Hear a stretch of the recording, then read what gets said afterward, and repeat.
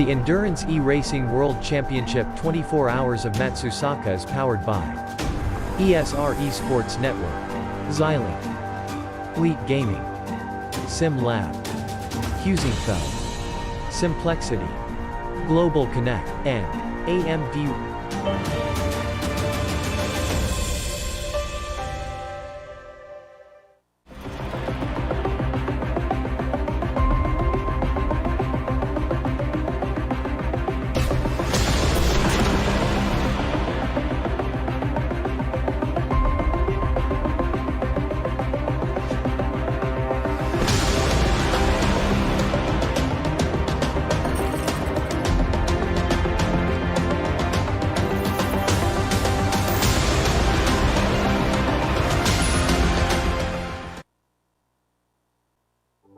Communication. It started out as a conversation between two people, but as time went by and people's needs became greater, they developed more ways to communicate. Businesses today need to minimize incomplete connections. Therefore, it is critical that they provide optimal service. Xilinx desktop, mobile and web applications can process everything from normal calls and callbacks to chats, emails, and social media inquiries. Let Xilinx liberate your business.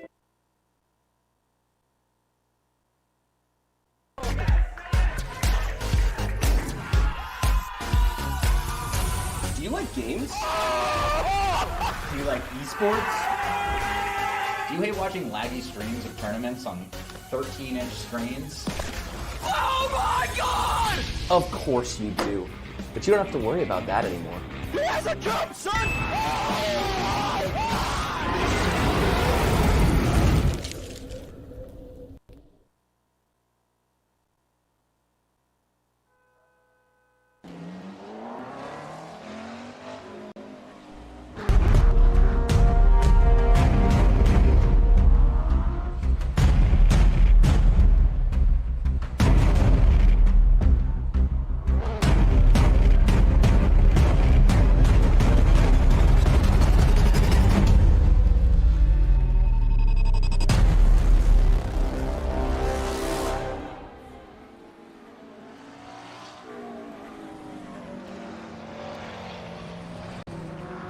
Models of platforms come in a variety of colors and configurations. Choose from the V4, built from 40x40mm extruded aluminum profiles, the V8 built from 80x40mm profiles, and the high-tier V12 built from 160x40mm extruded aluminum profiles. Prices range from 470 to 750 euros. Go to facebook.com/simplexity.eu and start a messenger chat to inquire more about the options for colors and customization.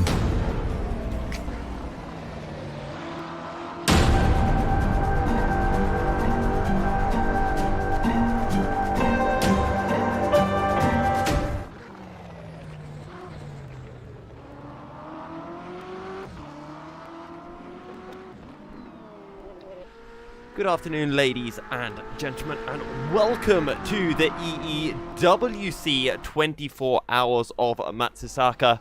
I'm Yusuf bin Sahel, and we are ready to go. Of course, we're going to be starting off with 2 hours of qualifying, and then we're going to be having a lovely little break.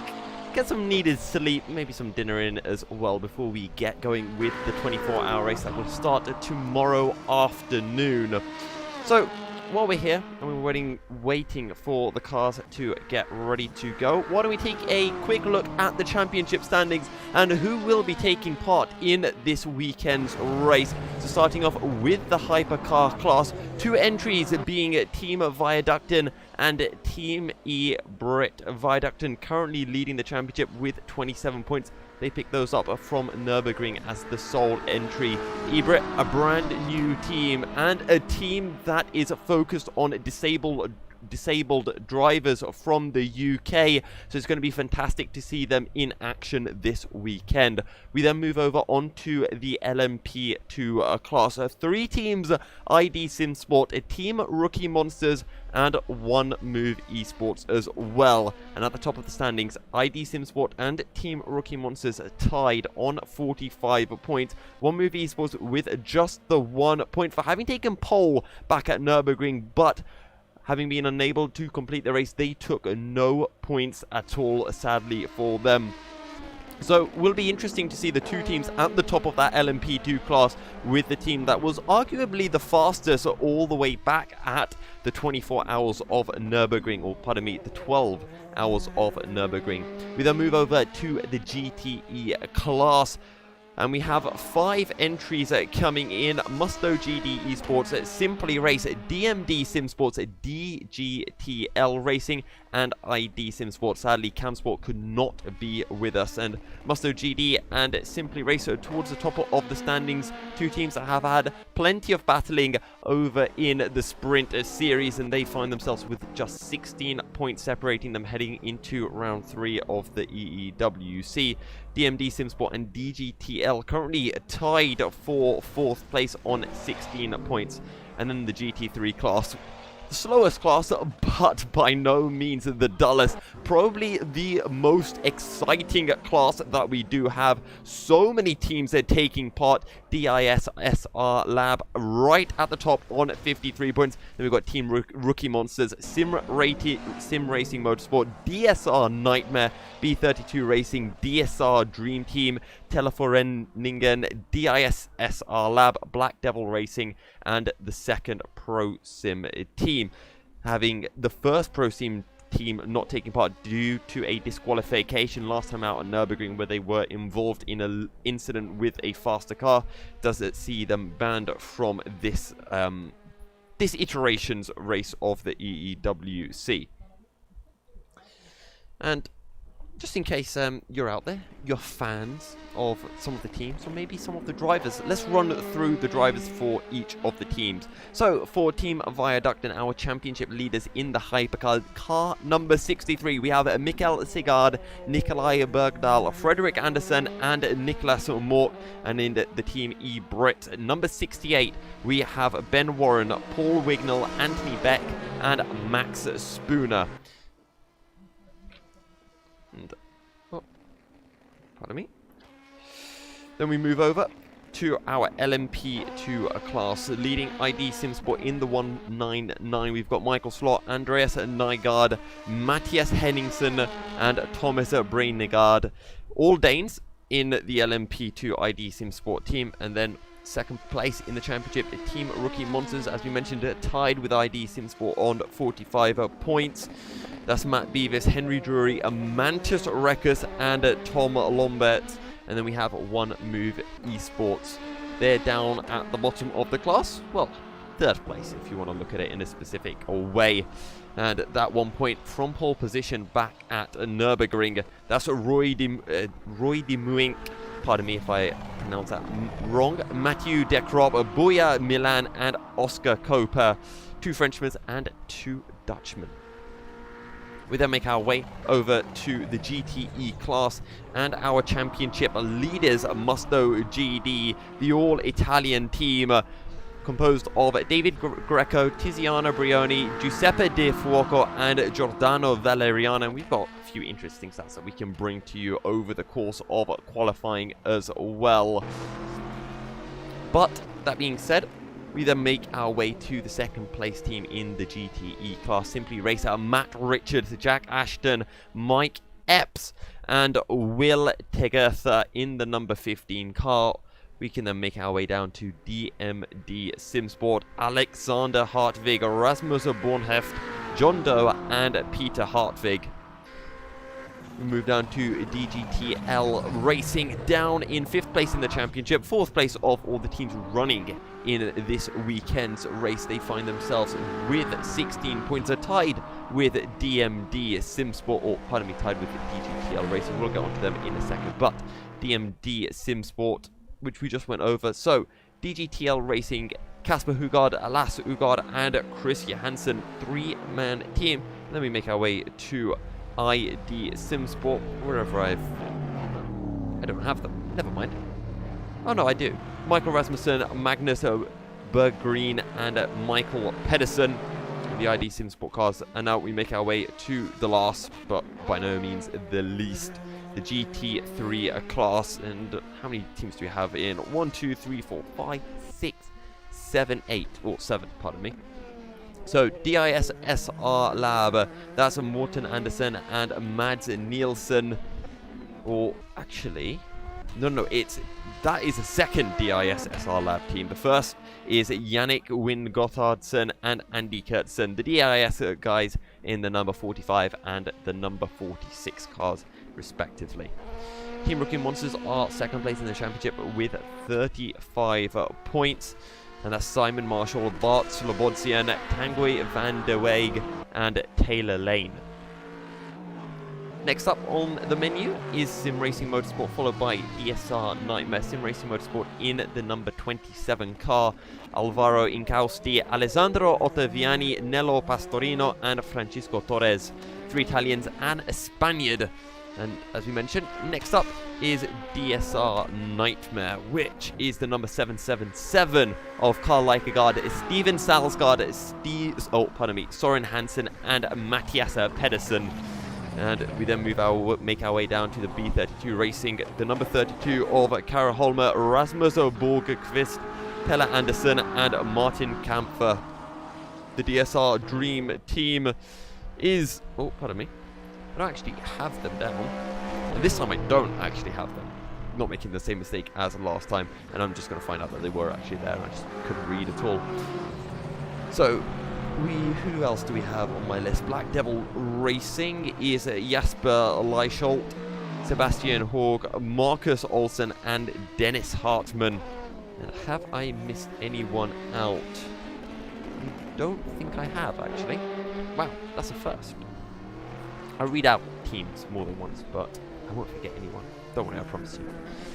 Okay, so that being said, why don't we take a quick look here at the Matsusaka circuit as we actually see Gert Nielsen. He's currently going around in the LMP2 class in that Oreca 07.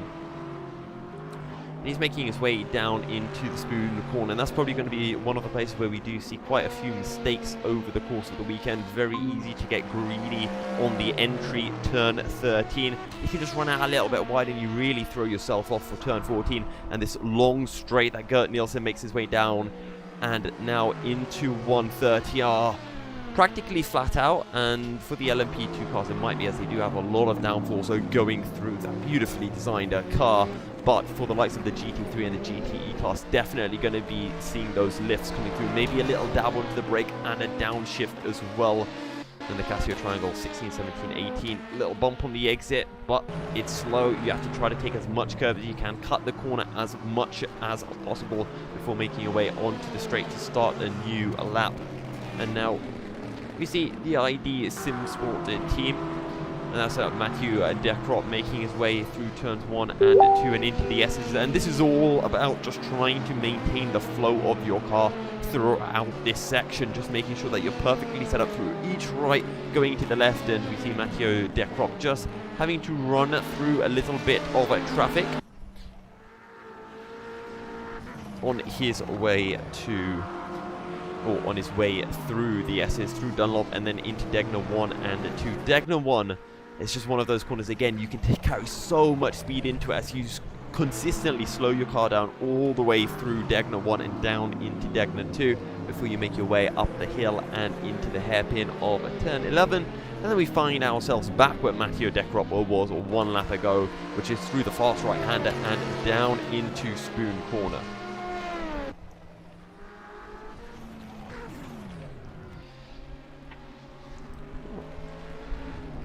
All my notes are trying to fly away. How dare they? It's very hot here in Denmark, so we've got the windows open, we've got the fans blowing, and the wind doesn't know how to cool us down without blowing all of my sheets of paper completely in the wind.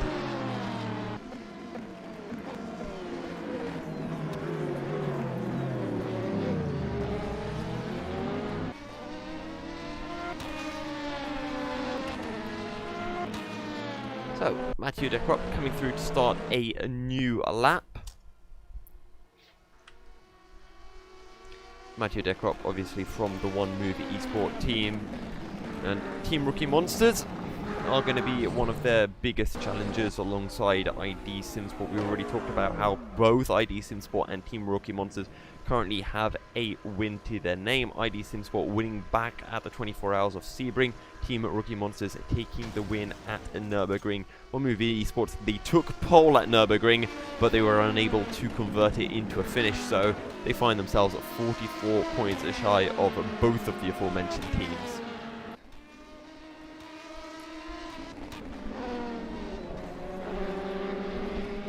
Matthias Dekrop actually getting very close to some of the other LMP2 cars. And don't forget, with it being a practice, you can have a few members of your team out at the same time. Which is why we see the likes of Matteo Dekrop and Roy D. Muink all out at the same time, despite them, of course, being part of the same team, One Move Esports.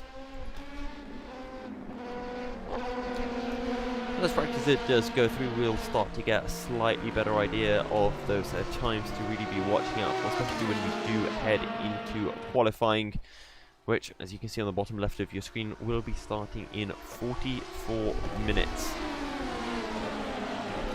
Matthew Dekrop will get past his teammates. Oh, and actually he loses the back end, will get collected by one of the LMP2 cars. That's just under brakes, just getting a little bit too aggressive with the brake pedal, just keeping it on that 100% lock for a bit too long. Brake bias a little bit too much to the rear end locks and snaps out. And there's a quick replay, and I think he might have actually got a wheel onto the grass, which definitely aided him in losing the back end. And actually his teammate behind has a bit of a synchronized spin, and whether he just watched his teammate go into the grass or maybe panicked a bit on the brakes.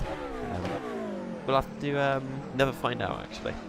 Alexander Lockergaard in, is that the McLaren 750? 720. I was close.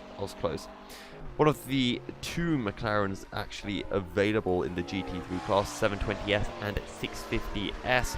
Got quite a few different car manufacturers available in the GT3 class, whereas in the GTE it is limited to just 5. The BMW M8, Corvette C7, Porsche 911, Aston Martin Vantage, and the Ferrari 488 GTE. So we'll have to see what the favourite cars are, but I saw last night anyway a lot of the drivers from the Musto camp. They were all out in some very beautifully red liveried Ferrari 488s. So we're definitely going to be seeing a couple of them on track, and is it ever really an endurance race without seeing some Porsches on circuit? So I'm sure we'll be seeing those coming out at some point.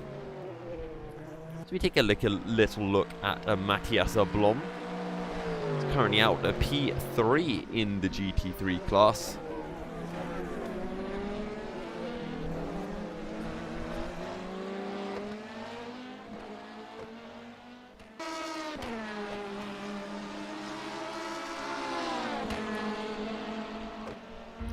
What's his fastest lap at the moment? Well, actually the fastest lap in the GTE class, we saw it for just a second before it disappeared off screen. So Matthias Blom at 59.6 right now. The fastest time, unless I am mistaken, is a 58.2. Seeing a couple of BMWs on circuit as well. It's always good fun to have our German manufacturers on track. So, let's see Alexander Lockergaard as he makes his way through the Casio triangle. Again, as we mentioned, just take as much curb as you can. Don't do what we saw the LMP2 class cars are doing, which is get on the grass and lose the back end, because that is not going to help anyone, especially not your teammate, who will then run into the side of you, which is exactly what happened just a few minutes ago.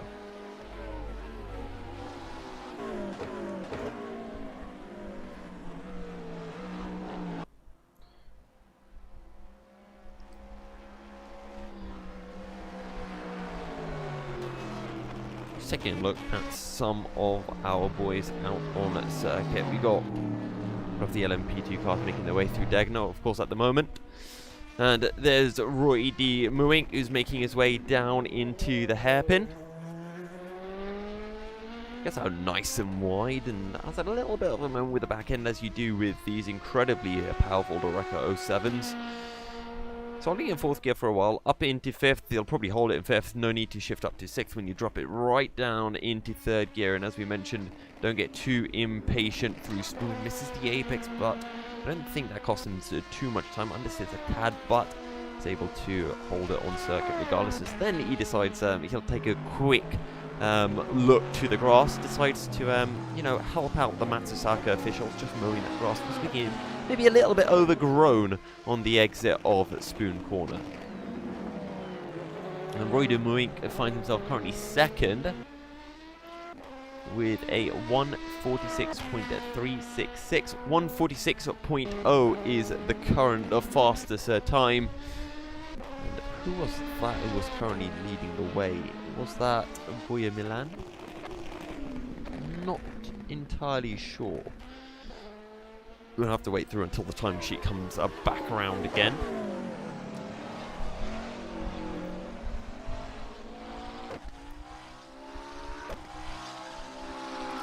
We're back with Alexander Lokagard. And there's Team Viaducton, our 2-time GT3 winners, and gave them a bit of an encouragement, and now they find themselves in the hypercar class. They've been there, done that in the GT3 class, and now they're going to just make things a bit more interesting for them. They find themselves in the hypercar class, and well, last time out at Nürburgring they didn't have any competition, so all they had to do was finish the race, which is exactly what they did. But now with Team eBrit here, they just have maybe a little bit more pressure. You see a very nice little track map coming up, and I think we've got about 8 cars out on that circuit right now. Of course, a lot of drivers have already done most of their practice. They've got their setups, they're finalized, and now they're just making a couple of minor tweaks. And then they will be ready to go for qualifying. They probably already are ready for qualifying, to be perfectly honest. So there it is Mr. Roberts who finds himself at the top of the standing. What's that, Wreckers? I think I'm reading it wrong. Maybe I need some glasses. I didn't think my eyesight was this bad. Alvaro Incausti still leading in the GT3 class by less than a tenth actually over Malcolm Smith. Alexander Lokagard in P3 as we see Matteo Dekrop diving into the pits, and he is going to be going out for a bit of a final run. Not too long left before we do get underway with qualifying for round 3 of the GTR EEWC Championship here at Matsusaka. And if I'm not mistaken, we took a quick look at the weather earlier. We will be giving you a bit of a live show later, so make sure to stay tuned for that of a weather forecast. And that's going to be extremely entertaining. And you might think I'm joking, but I'm not. As Alvaro Incausti finds that you definitely can spin on the exit of Degner 2. Probably just got a little bit onto the grass, onto the gravel on the exit. And back end just snaps on you so quickly in the McLaren. What is that? 720S. There we go. Well, on board with Roy de Muink, and a fantastic driver to be on board with. He's been putting a lot of hours of practice in last night and today. So expect Roy de Muink and the rest of One Movie Sports to be right up there as he makes his way through the S's into the Dunlop curve. Again, just have to be that little bit careful with the throttle. You can't go flat out, just have to feather it. And now set yourself up nicely into Degner 1. Let the car all the way out. He gets onto the gravel a bit and down into Degner 2. Well, he's not going to lose the back end like we saw the man before do. He makes his way down towards the hairpin.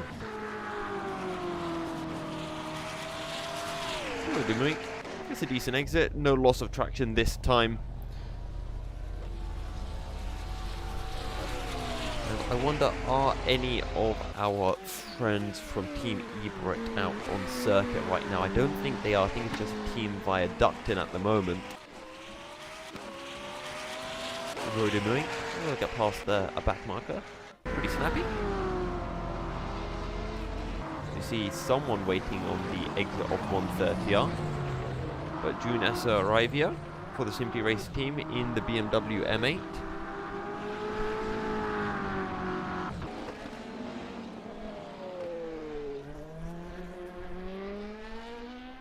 But of course, this is practice at the moment, so seeing multiple drivers from each team out on circuit.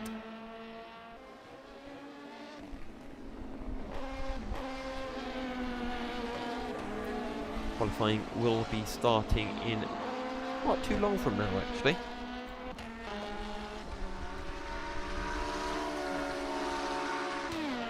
Paint job on the rookie monsters I'm being directed to look at. Let's take a look then. Pretty nifty. Wait, what is that on the side? I can't see it clearly enough. I see a German flag on one side, and that's definitely someone's face. Can we get a gearbox shot? Actually. Well, I'm being told that I have to do stuff. Right, so first of all, I have to find Team Rookie Monsters. Oh no. I've got a few yellow cars out on circuit, so just need to synchronize up for a second. But for those of you guys tuning in? I don't know what tuning is. Maybe a new verb that I'm creating on the spot. But for those of you guys tuning in, this is the EEWC Round 3 of the championship from Matsusaka. I am fortunately, sorry, I don't even know what I said. I'm unfortunately not in Matsusaka. I'm in somewhere better. I'm in the studio here at Denmark. And I would say it's a lovely day. It was a lovely day. Now it's a cold day. And it's only going to get colder as we get closer and closer to night time. It does look like I am ready to find that livery for all of you lovely people out there. So, where are Team Rookie Monsters? I think I have found them. Right, can we get... Oh, I've got it. Peter, I have got the camera. I'm pretty sure that... that is Boris Johnson on the right, and I have no idea who that is on the left. I feel like I should know who that is, but let's see if we can get another camera angle of this. No, that is the only angle.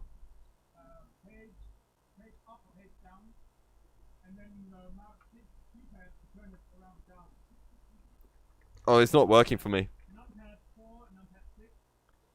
Ah, look at that.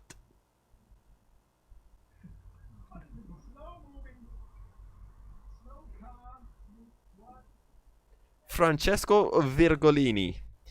Well, Team Rookie Monsters. I don't know who your sponsors are, but I'm sure they're going to be very glad with the amount of camera airtime that they're getting. And here's the thing. If you want more airtime, put in great liveries like Team Rookie Monsters, and then we will have your car up for...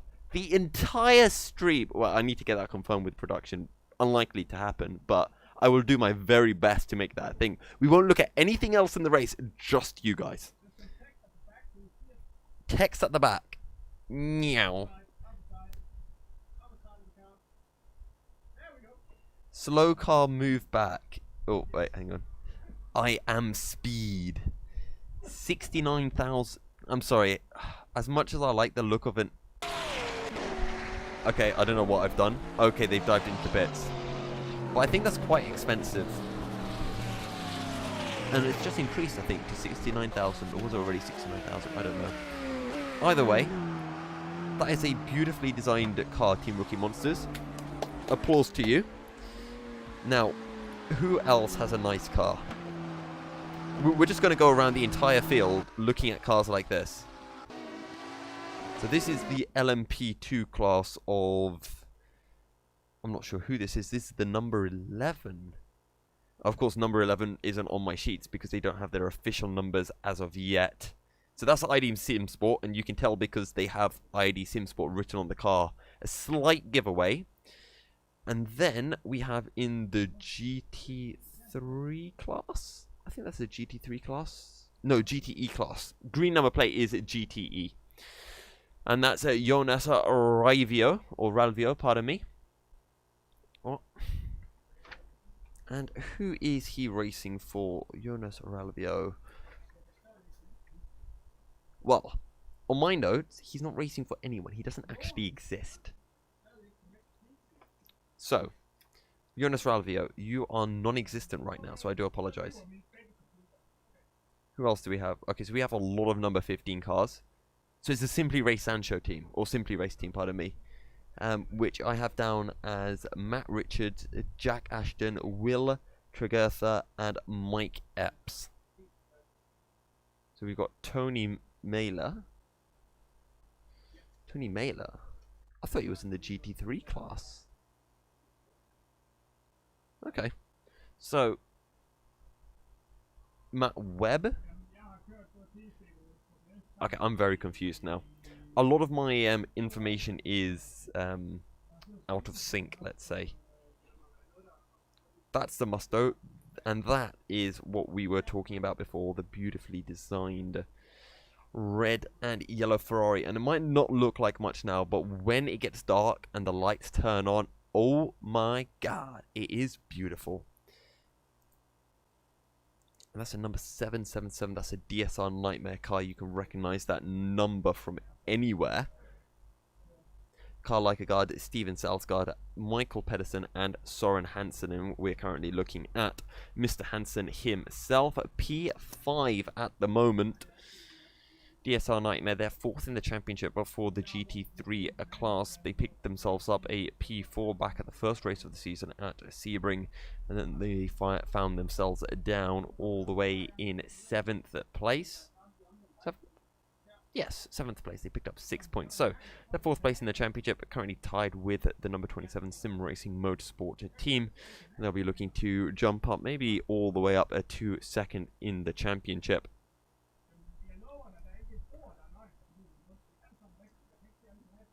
Why don't we take a little look at the car? Because gadgethuset.dk, I think all of the teams actually hate me right now. Every time I try to look at one particular car, they just come instantly into the pits. So let me know in the chat who you'd like to see pit next, and I'll go and spectate on them so that they can instantly come into the pits. ID Sim Sport.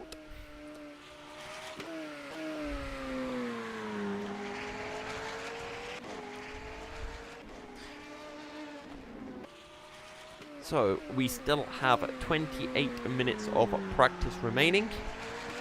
And then we will be jumping into qualifying. All qualifying starts in 28 minutes, and I assume that is when practice ends. Well, we've got a quick turnaround.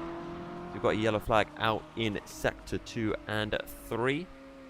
I think, I'm not quite sure who that was for. I believe it was someone in the hypercar class in the McLaren Senna. And, oh no, it's an LMP2 car that spun into 130R, just stopped on the apex of 130R. And Alvaro Inkowski has been somewhat caught out by that.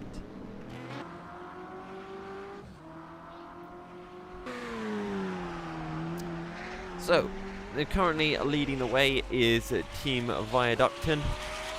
And not the biggest surprise we're going to be hearing this weekend, that is for certainty. But who is currently out for Team Viaducton? Not entirely sure.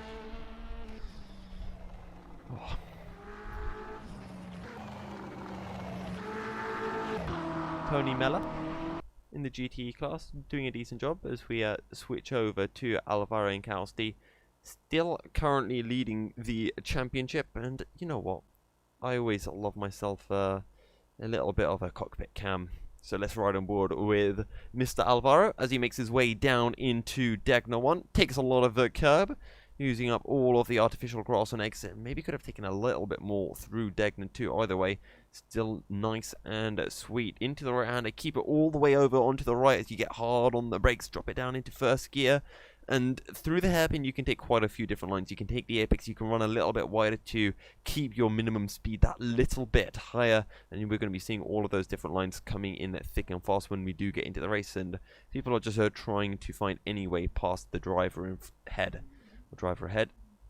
Down into Spoon Corner, we just see the LMP2 car getting past as Alvaro gets well out of the way. Into the second part of Spoon, gets much closer to the apex than we've seen previous drivers doing. And gets the curb on the exit pretty nicely. And now on the hill, down towards 130R. Was that a left? I think he took that pretty much flat there. 100-meter boards, down the brakes as hard as you can, drop it down into first gear, up into second for the left-hand part of the Casio triangle, and then just up the gears and line of least resistance through the right-hander, and across the line for Alvaro and Incausti.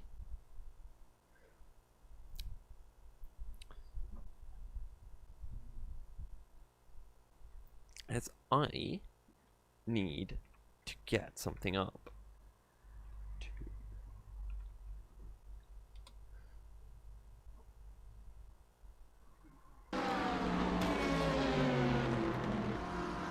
Aha, I have found it. Right.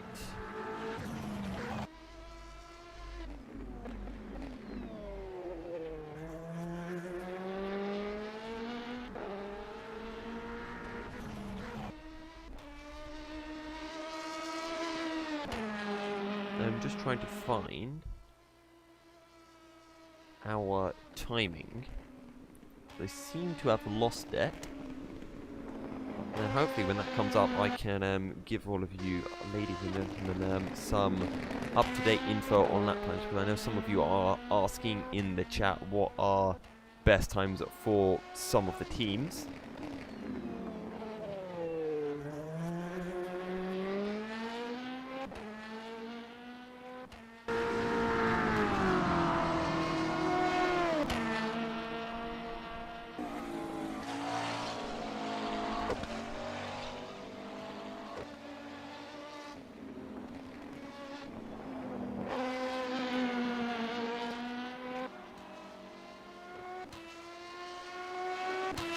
And it seems that I'm not being given access at the moment.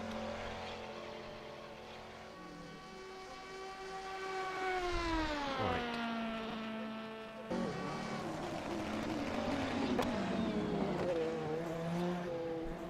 Oh, rip me.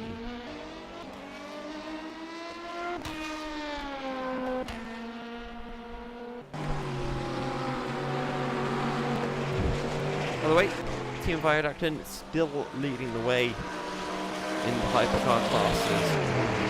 The cars, I believe that is, gets well out of the way. I think that was the Corvette C7. I'm not quite sure who is in the Corvette. Rudy Muink still leading the way with a 1:45.3, 1/10 ahead of. Never mind. And then I think there's about a second gap to the man down in P3.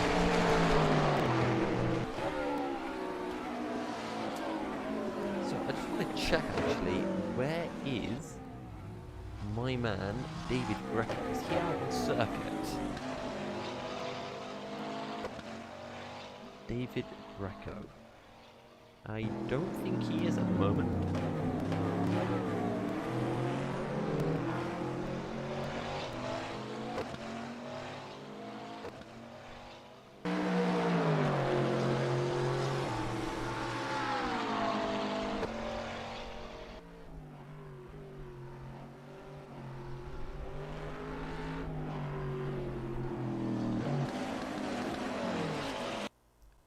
I found a new Team Rookie Monsters car, but sadly, they do not have the same great car design as their teammates in the LMP2 class. That is slightly sad, but I think we can deal with that nonetheless. There we go. That's a nice little camera angle. And let's switch over to our nicer TV camera as they make their way down into the Spoon Corner. And again, everyone just struggling that little bit through the second part of Spoon, just seeming to understeer slightly wider. Maybe that's a racing line, but it would surprise me very much if you don't want to get right up onto the curb through the second part of Spoon. Maybe the curb just unsettles the car slightly and the suspensions are maybe just set a bit too hard to ride it. But again, as I mentioned, unlikely, I feel.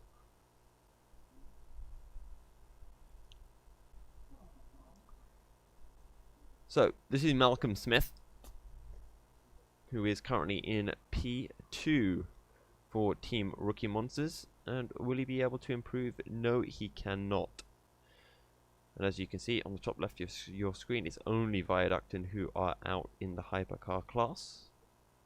Oh, so that's an LMP2 car coming right out of the pits on cold tyres and having a massive tank slapper through turn 1 or on the exit of her turn 1. It's pretty much just scot-free, and then back end just said ciao.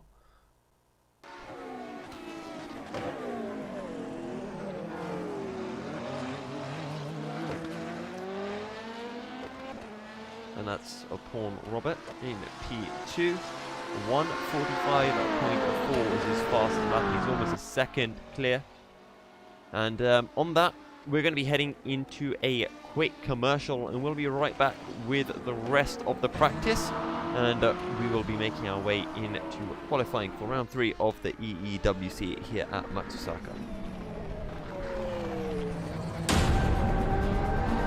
The Endurance eRacing World Championship 24 Hours of Matsusaka is powered by ESR Esports Network, Xilinx, Elite Gaming, SimLab, Husingfeld, Simplexity, Global Connect, and AMD.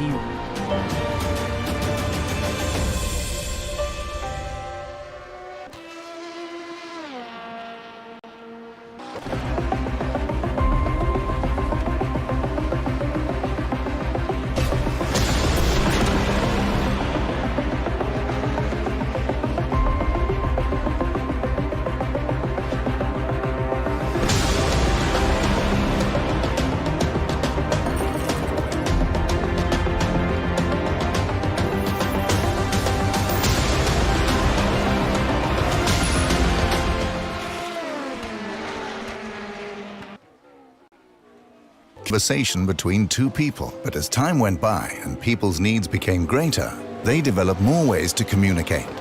Businesses today need to minimize incomplete connections. Therefore, it is critical that they provide optimal service.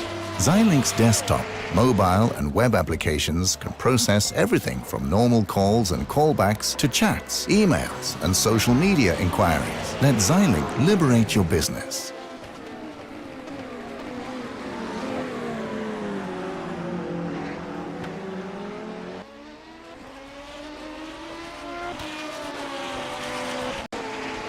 Extruded aluminium profiles, the V8 built from 80 by 40 mm profiles, and the high-tier V12 built from 160 by 40 mm extruded aluminium profiles. Prices range from 470 to 750 euros. Go to facebook.com/simplexity.eu and start a messenger chat to inquire more about the options for colors and customization.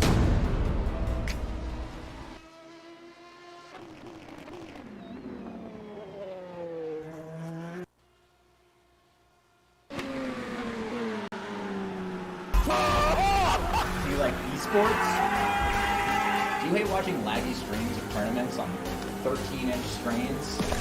Oh my god! Of course you do. But you don't have to worry about that anymore. He has a jump, son!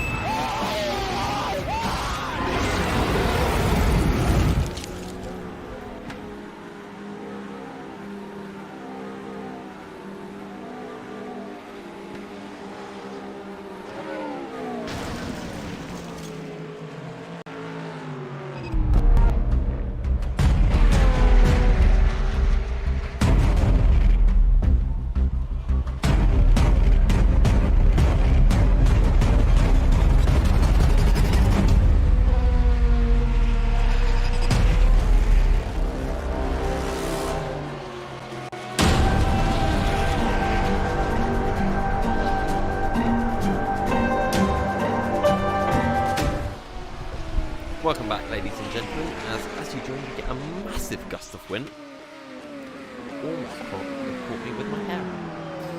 But we are back for the EEWC round 3 of the championship here at Matsusaka as we make our way with... who are we taking a look at actually? It is the ID Sim Sport.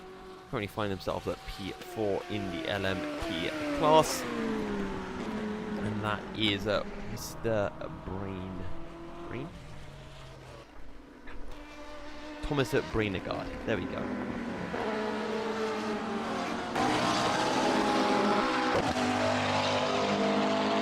So, who's fourth in his class for the LMP2? Actually, one move and Team Rookie Monsters at the sharp end. Rui de Muig for one move and Paul Robert in P2 for Team Rookie Monsters.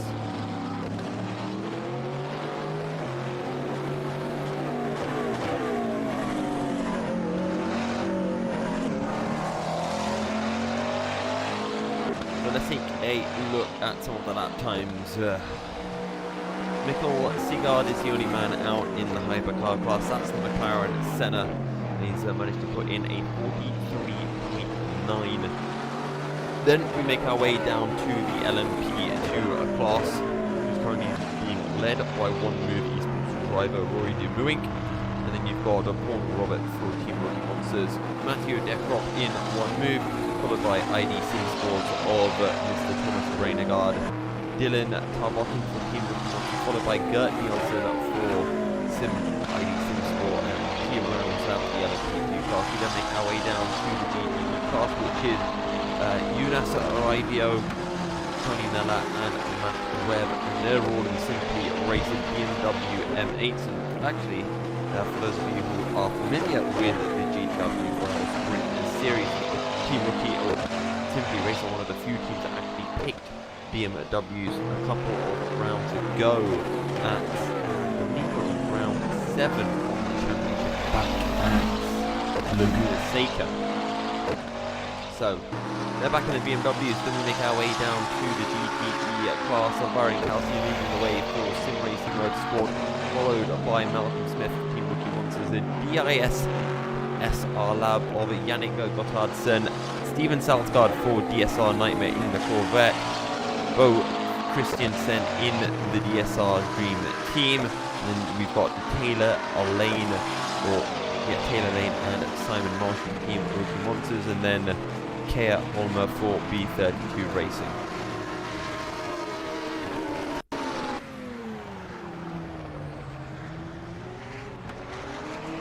As that's someone for Team Viaduct, and that's Mikkel Sigard getting a little bit hairy on the exit of the hairpin back and just starting to step out just that little bit.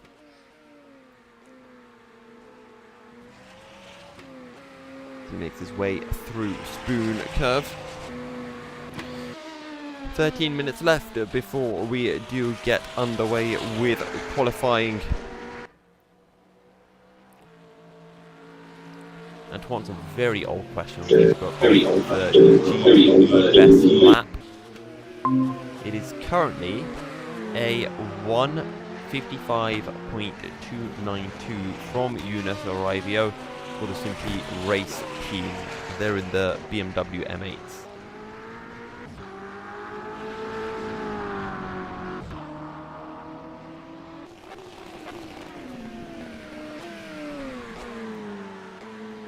So, taking a look at Matt Webb.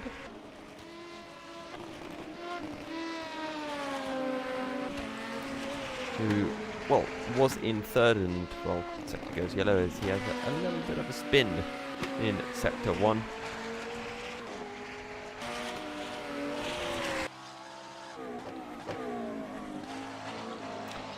Who can we see? Is that the McLaren 720? Of Yannick Gottardsen in the DIS Sim Racing SR Lab car? I'm pretty sure it is. I think he is the only man in the McLaren 722. Oh no, B32 and Team Rookie Monsters are also in the McLaren as well.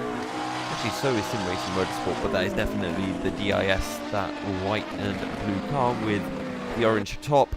pretty sure that is Yannick Gotthardsson. And for those of you who haven't seen, we actually had a little interview not too long ago with Yannick Gotthardsson and with Andy Kurtzen, and it was quite a nice chat we had.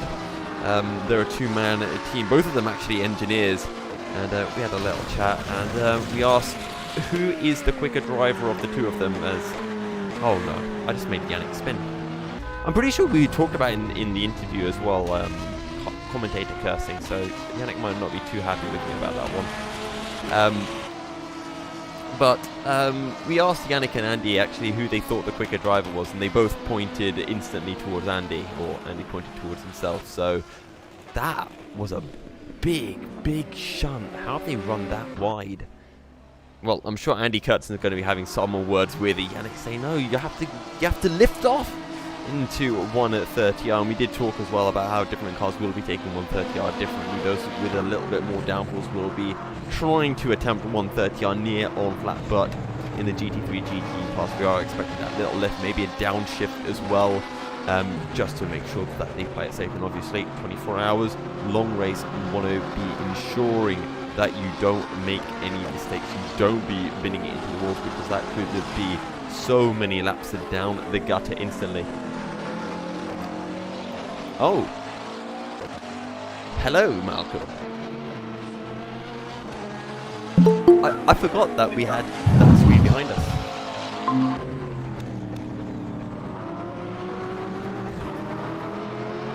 So are we live with Malcolm in the car?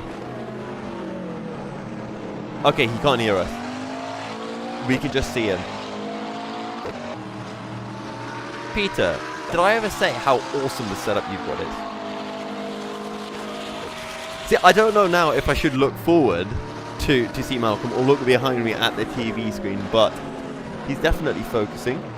He's got his spare wheel there, and he's actually looking towards us. I think he knows that we're looking at him.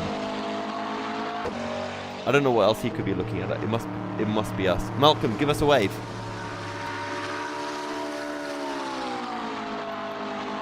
Yes, Malcolm Smith. Hang on 2 seconds on that. Let me just find out who I'm looking for. Team Rookie Monsters in the GT3 class. Let's see if we can find them somewhere.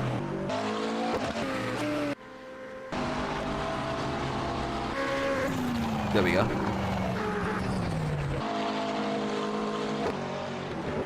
Cool. There we go. Malcolm Smith.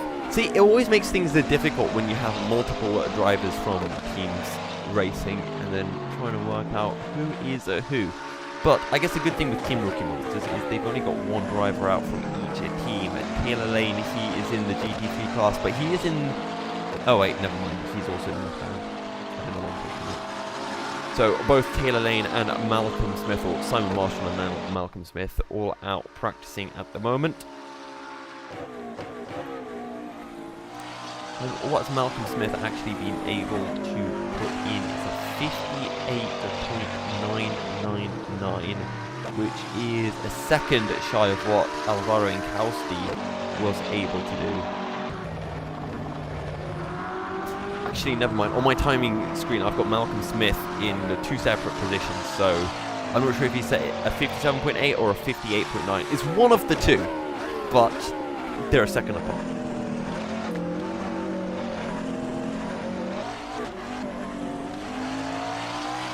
Right. I've been told to refresh. It has fixed. It always helps to listen to production. They actually know what they're talking about. 57.8. Okay, so we have 200ths of a second separating Alvaro Incausti, and I think I spotted him on the Twitch chat. Hello, Alvaro. How are you doing? Buonasera. So, very, very small amount of time separating Sim Racing and Team Rookie Monsters, and as we said, that GT3 class is exceptionally close, and we are going to be seeing some absolutely fantastic battling at, well, I'm sure at various points over the weekend.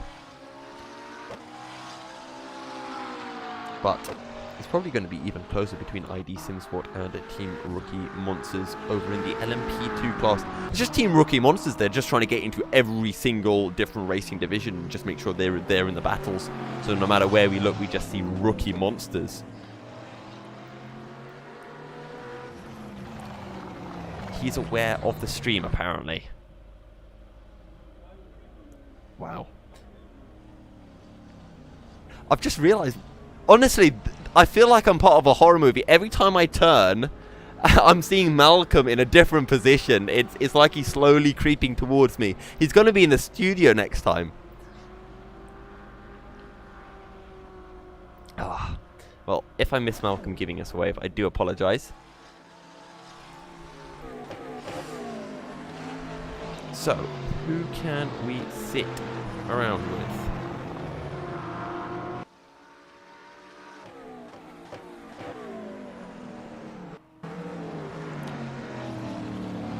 Roydy Muink is still leading. Who is on a hot lap?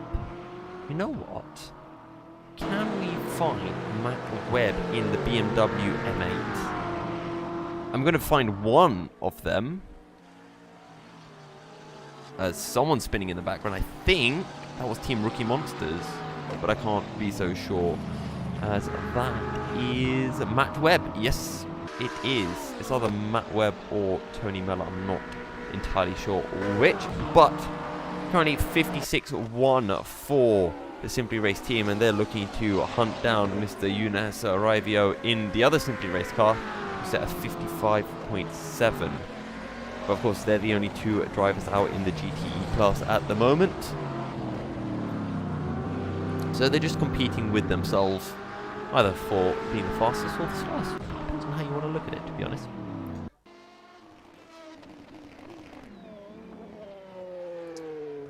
So 55.2 just coming through from Tony Mellor, and that puts him a good 6/10 ahead of Matt Webb, who is back in the sim rig, back in the car. He's got himself a nice little Alpine star suit on. Do you reckon, guys, we can convince him to put the suit on and then get in the sim rig? I think it could be quite cool. Or maybe it's just a decorative suit.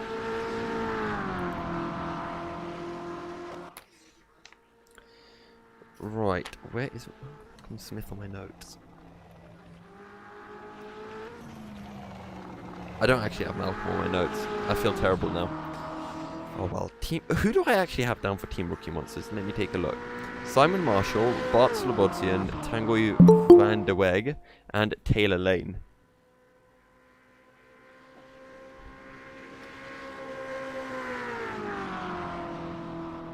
Van der Weg and Taylor Lane. Right, so it is still Roydy Muink.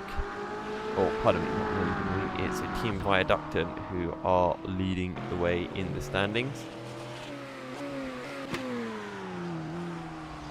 And it is Mikkel Sigard still in the McLaren Senna. 43.9, 1.4 seconds faster than Roydy Muink in the LMP2 car.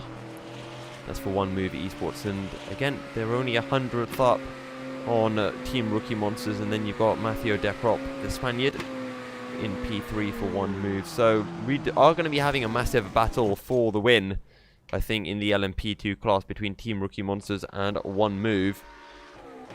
So definitely make sure you tune in tomorrow afternoon for the 24-hour race.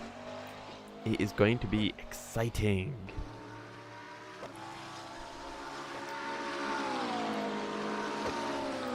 Okay. Right, so just to quickly remind everyone where everyone sits at the end of our practice. Team Viaducton, only team out of in the hypercar class, and then One Move Esports are leading the way in the LMP2 ahead of Team Rookie Monsters. Simply Race, the only guys out in the GTE and in the BMWs. And then as we make our way down into the GT3 class, Alvaro Incausti leads the way for Sim Racing Motorsport in the McLaren 720S.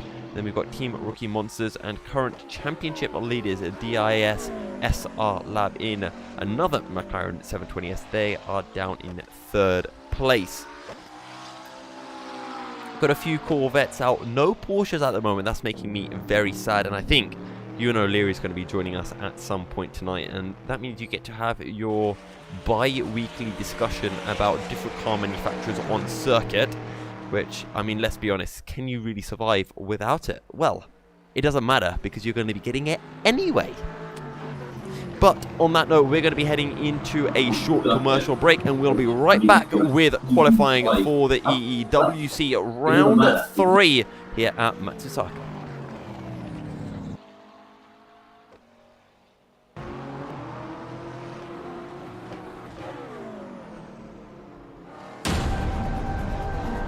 The Endurance eRacing World Championship 24 Hours of Matsusaka is powered by ESR Esports Network, Xilinx, Elite Gaming, SimLab, Husingfeld, Simplexity, Global Connect, and AMD.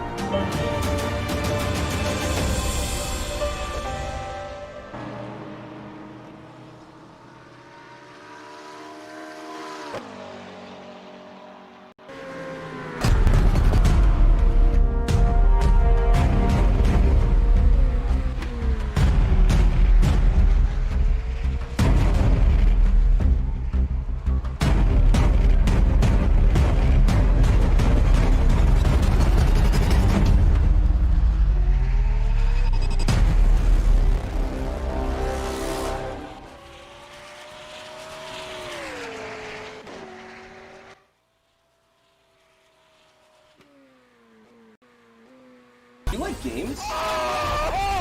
Do you like esports?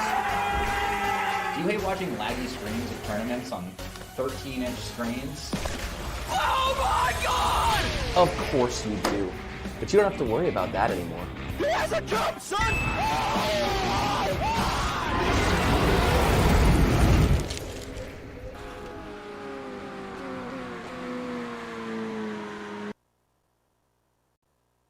Two people, but as time went by and people's needs became greater, they developed more ways to communicate. Businesses today need to minimize incomplete connections. Therefore, it is critical that they provide optimal service. Xilinx desktop, mobile and web applications can process everything from normal calls and callbacks to chats, emails, and social media inquiries. Let Xilinx liberate your business.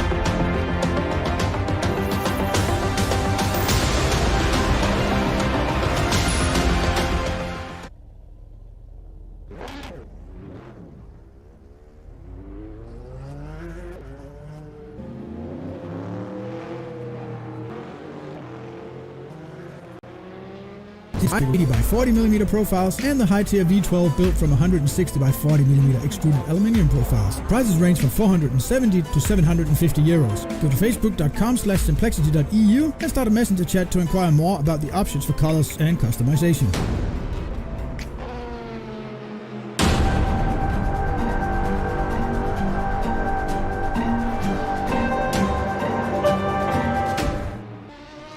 Welcome back, ladies and gentlemen, to the EEWC Round 3 of the Championship here at Matsusaka. And for those of you tuning in,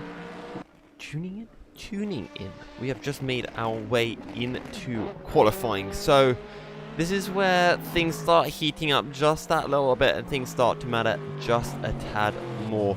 Of course, a 2-hour-long qualifying session is by no means the quickest qualifying session around, but it does give teams plenty of time just to find every little smidgen of extra time.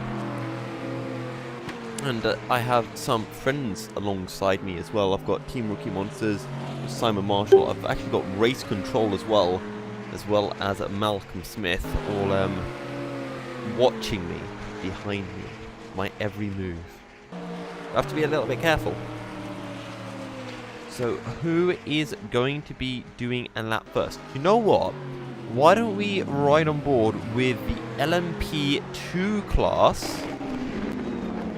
And is that Roy Demuing?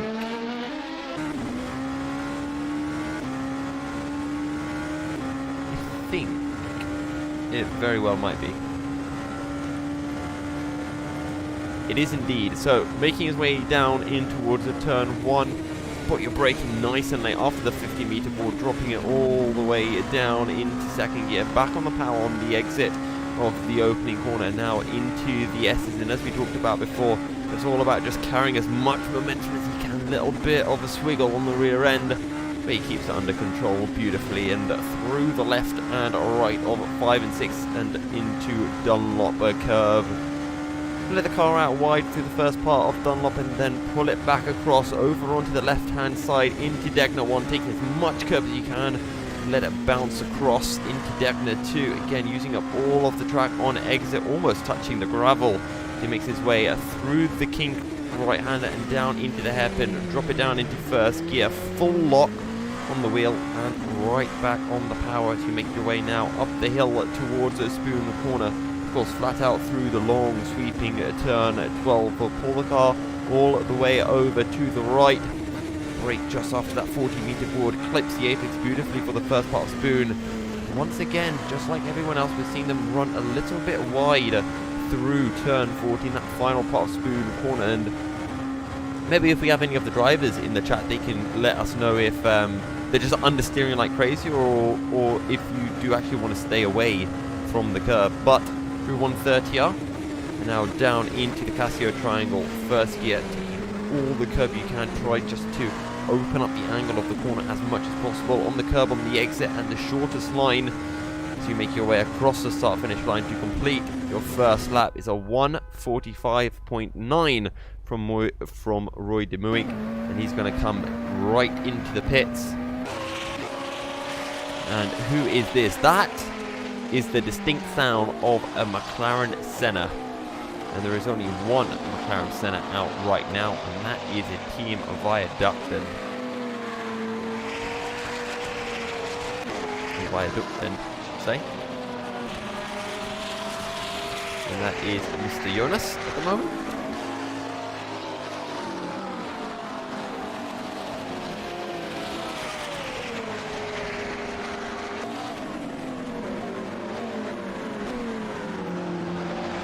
Down into the final chicane, and right back on the power as the Team Rookie Monsters. McLaren 720S getting well out of the way of the hypercar, and across the line. What is that going to be? It's not actually that quick. It's a 49.1 being the starter time for the McLaren Senna, so definitely not what Team Viaductin needed at all here.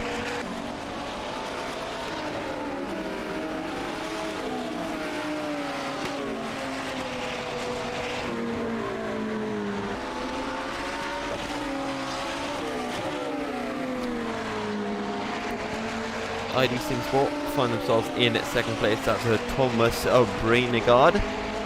How far is he? He's actually 2.5 seconds off Roy Demuing.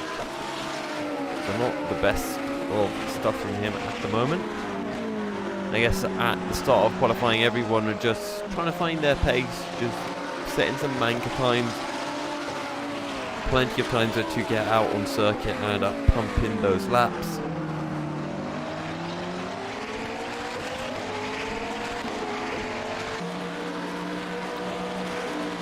What was that? It's a 720, completely losing the back end and almost actually clipping our hypercar class. Mr. Jonas for Team Viaductin, almost getting caught on that rear end on the exit of the hairpin off turn 11. But thankfully for his sake, he doesn't, and he can keep on pushing. It's gone green in sector 1, and across sector 2.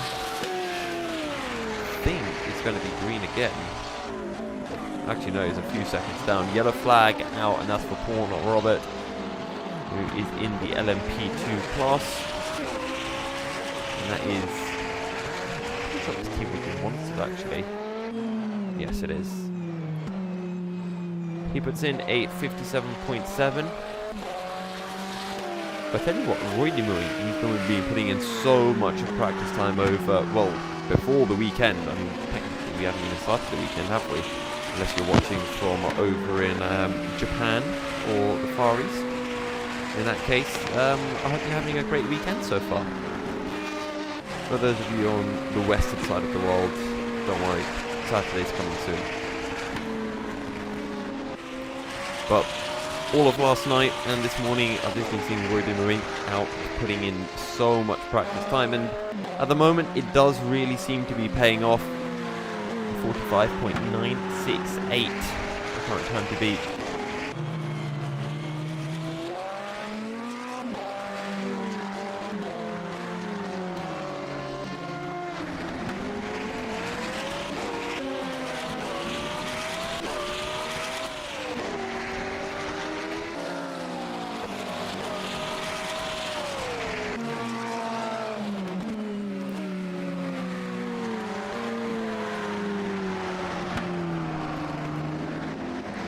Still 1 hour, 50 minutes left remaining of qualifying.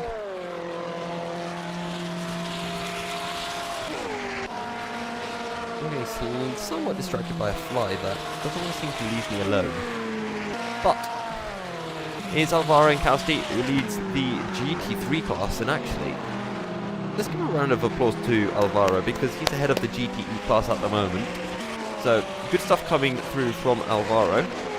He's in that McLaren 720S. Oh my god, can you, like... Honestly, if you ever needed proof that you can exist and live without a brain, just look at flies. It's... They see constant danger around them and they think, this could kill me. Let me go there more. No, get off my god. This fly, honestly.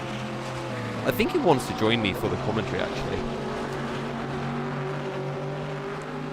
Just there on my screen saying hello. I think it's a cat. It's literally licking its front leg. Can you call them legs? And like wiping it over its head. I think it's definitely been. I think this might actually be proof that rebirth exists, and that is a cat in a fly's body experimenting. It doesn't know what's going on around it. Leading the GT3 class are the Musto boys of Giuseppe De Fuoco, and I'm not quite sure who's in the second Musto car because I need to refresh my page. It is Noah Musto have now disappeared. It's a Matt Webb who leads the way in the GTE class for Simply Race, and then we've got Alvaro Encausti and Malcolm Smith, first and second in the GT3 class for SimSport and Team Rookie Monsters. As we mentioned, SimSport and Team Rookie Monsters, I think, are going to have a pretty nice battle in the GT3 class.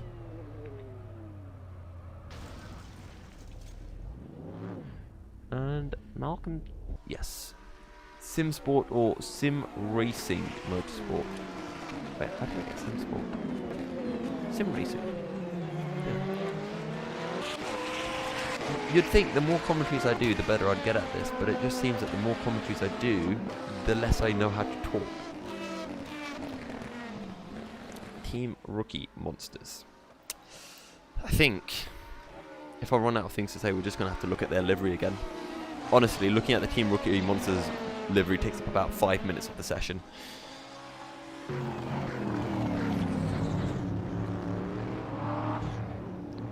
There is the Simply Race car, the blue and white BMW.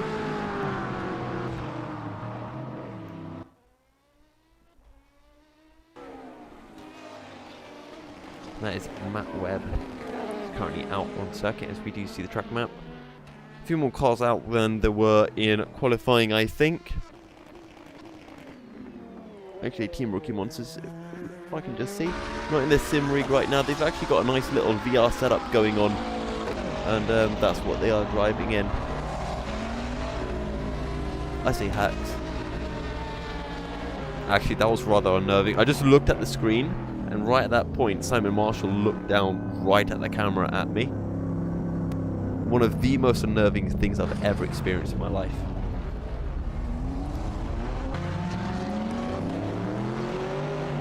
Now I look and he's smiling at me. Okay, I just can't look back. Simon, we're going to have words later. Yeah, thank you, Simon. Perfect, I can concentrate now. I need to be careful as well because I've got race control looking at me as well, so all eyes. Oh. Okay, so still leading the way in the LMP2 class is Roy de Moink ahead of Mr. Thomas O'Brainagard. And we've got Dylan Tarboton. Oh, that might actually just be Paul Robert. GT class currently being led by Matt Webb, a 57.6, and then Alvaro Incausti with a 58.29. Malcolm Smith a 58.4. So just a couple of tenths separating the two GT3 drivers. As we mentioned, Sim Racing and Team Rookie monsters there are going to be the battle to watch. But don't count out DIS SR Lab as well, because Yannick Gotthardsen and Andy Kurtzen, we had an interview with them before, and they were talking about how surprised they actually were of being able to take 2 wins back to back, but they are somewhat confident heading down into Matsusaka. They both really do love this circuit, and at the moment they are currently 3rd in the class, but they're about 6 tenths down at the moment from everyone else.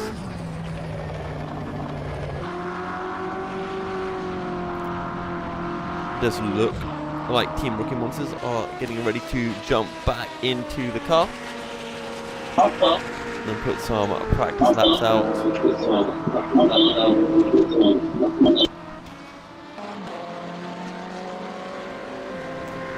So let's just take a look. So it is Andy Kurtzen out now, and Andy Kurtzen is the faster of the 2 drivers, as both him and Yannick Gotthardsen, may I add, accepted that. I'm sorry, Yannick, I'm going to make you regret saying that Andy Kurtzen was the faster driver.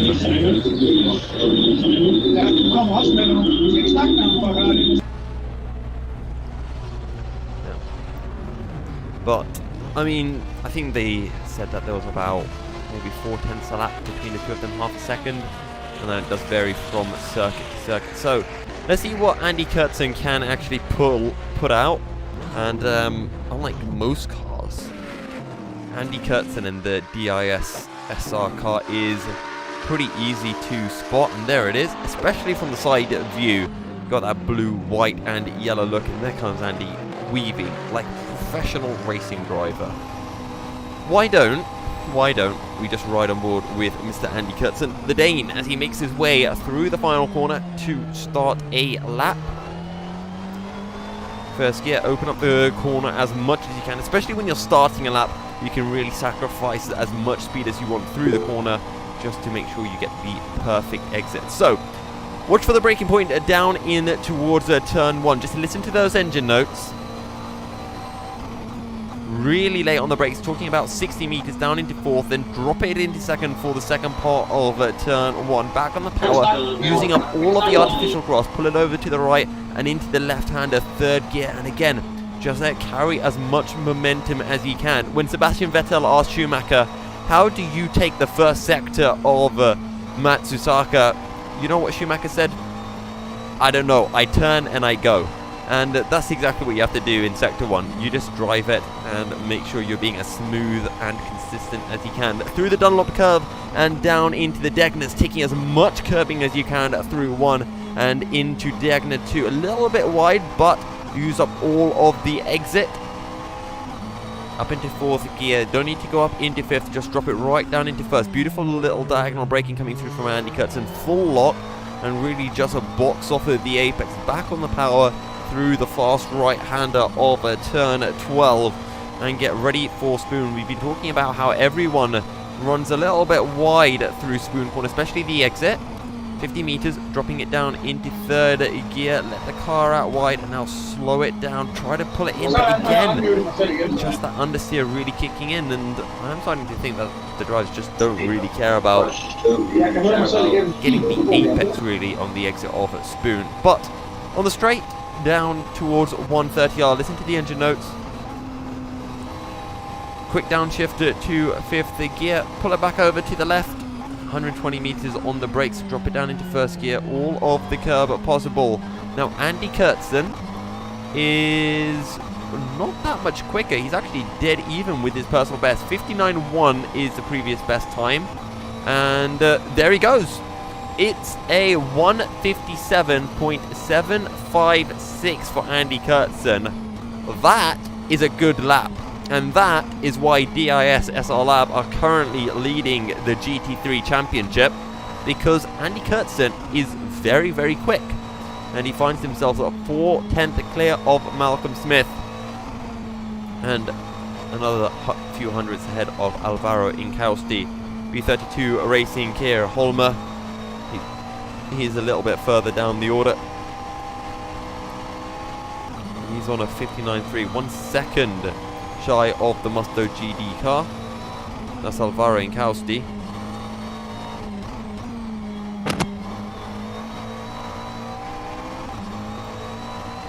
Not sure I can hear anything. Let's just test this.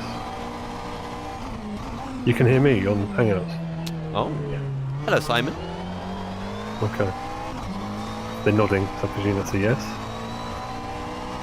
Or, see, it's just Thumbs getting up, worse there for we Simon. go. First he's looking at me, and then he's talking to me in my ear.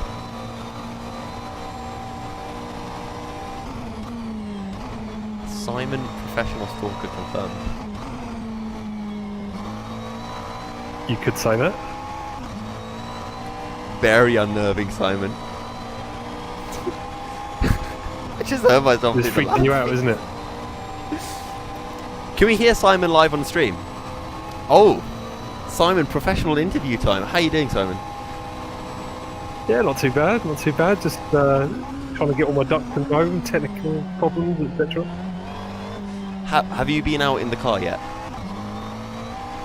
No, I think the last time I went out on track was Tuesday, so I've done about an hour's worth of practice. That's enough. I see you guys have a very nice VR setup there that you're putting on. How many tenths does a VR setup give you over a simple monitor setup?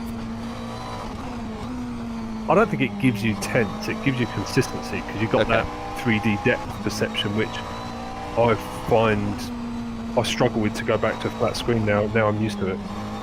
Fair. Well, where are you guys currently sitting?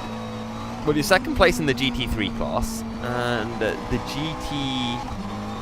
Wait, you're not in the GT3 class, are you? You're in the LMP2 class. P2 DT3s. LMP2 right now, it doesn't seem like anyone is really pushing too hard with the exception of one move, so how much extra time is there for Dylan at the moment, you reckon? Well, there's a 3-second gap there. That's kind of worrying. We're also behind the ID Sim team as well, so that's not where we want to be. Well, I mean, still plenty of time. We're not even halfway. We're not even half an hour into the session yet, so still a lot to see. Are there any particular drivers of yours that we need to watch out for?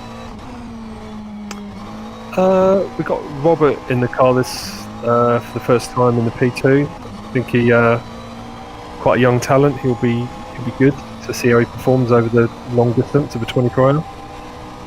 Okay. Robert Pawn in the P2. I think Mantis might be making a surprise visit. I think he's ill, Okay. hence why he's racing. Yeah, I was surprised because Mantis is always a very familiar face in EWC and the Sprint series. So, who is currently sitting behind you then at the moment? So this is physically. I've got Taylor behind me. I think you've probably got a stream of him Yes. specifically as well. The Taylor lane. Perfect. So, is there anyone else who's going to be in the same setup as you guys then? Well, we did invite Malcolm down, and he was going to bring his motorhome down, but I think I can see him in the Google Hangouts with his nice little rig going there. So I think he's quite happy at home. We'll talk remotely. Yeah. He's out on track at the moment, so I don't disturb him too much. Oh no, disturb him as much as you want. He won't mind. And then we've got Bart as well. He's up in Manchester. We did consider all four of us getting us down here, but I think it'd be a bit cramped and obviously not very COVID friendly. Maybe not the best of ideas. Maybe for next time. We will have to see. So you've got Taylor Lane behind you. Bart's over in Manchester. And... well, Malcolm's Worcester director, I think. I'm just changing some of my notes because I've got loads of driver names down, and then the qualifying started and I realised half of them were wrong, so I'm changing them on the fly right now. Yeah, I can run through our. We've got reserve down listed, and Chris Tarbottom as well, and that is Dylan's dad. Right. They're both from South Africa. Hopefully, we won't have to use Chris, but you know, it's a long 24-hour race. We may have to. Fair. And in the E2, we've got Henry Drury, Angus Gong, Dylan, who's in the car now, Robert, who I've mentioned already, and Mantis. Yeah. Who might be a little bit ill, as you mentioned.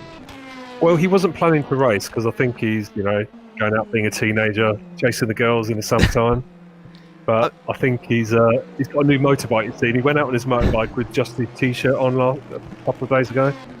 And I think he's got a sore throat and a bit ill from that. So he's going to stay home, and he's now free to race, whereas before he wasn't free to race. See, I always thought the best way to pick up the ladies was, you know, to show them your racing skills. But clearly Mantis seems to disagree. Well, I think having a motorbike at his age is you're going to be there with the ladies. It doesn't really matter what you're doing. You've got a bike, so it's all great. Before we let you go, Simon, since we're on the topic of the ladies, what is your greatest pickup line? That's very rusty. That's a very rusty. I'll take a rusty pickup line. I can try it later on. And I see. So what it know. is, you're looking for tips. Is that what you're saying? You want some tips from me? Okay. I'm asking for a friend. Definitely not me. Okay. Or is that the pickup line? No, we can. You need to give me like 30 seconds thinking Okay, time. 30 I seconds. can't think on my feet like this anymore. I'll start counting. I think we've already had about 15, right? Years, you know, this is a long time since I've ever had to use this skill now. I think we can make this our question to everyone we I'm going to come interview. back to you. Put me on the spot. I'm going to have to come back to you, I'm afraid. That's fine. If you want, you can come back to us at the end of the 24-hour race. Yeah, give me 24 hours. I'll think of a good one. What you can do is you can just have it on like a massive poster and put it on the Google Hangout screen. That way I'll definitely see it. Yeah, and it's very difficult. I can't imagine it. I need a beautiful woman in front of me to kind of get in the mood. And Should we role play this, Simon? I'm looking at you, isn't it doing it for me at the moment? Do we have a wig anywhere, guys? You need more than a wig. You need a dress, you know, low cut top, Right. a glass of wine. A glass of wine. Oh, restaurant. you're very fancy over this one, aren't you, Simon? Exactly. You got to get in the mood. Is this just because your pickup lines are so bad you need them drunk to laugh at it? Something along those lines. All right. Well, we can definitely roleplay this a little bit later, Simon. I'm going to go and continue talking to the viewers. You can practice your pickup lines. I'm going to practice. come back with some good ones. What? Okay. And I'll fully roleplay it out. I might need to shave unless you don't mind slightly bearded girls.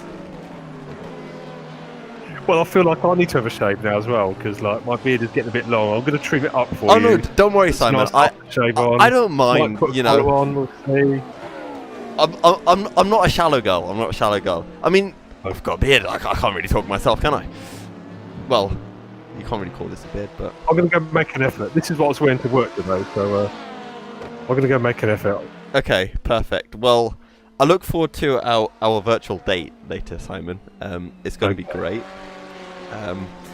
But Simon Marshall, thank you very much for joining us. Best of luck for the race for you and the rest of your team, and I'll see you on our date later. Yeah, thank you. I'll see you soon. Look forward to it. Likewise. Oh, Simon Marshall, what a sport. Don't worry, when he when he comes out on circuit later, we will definitely meet him.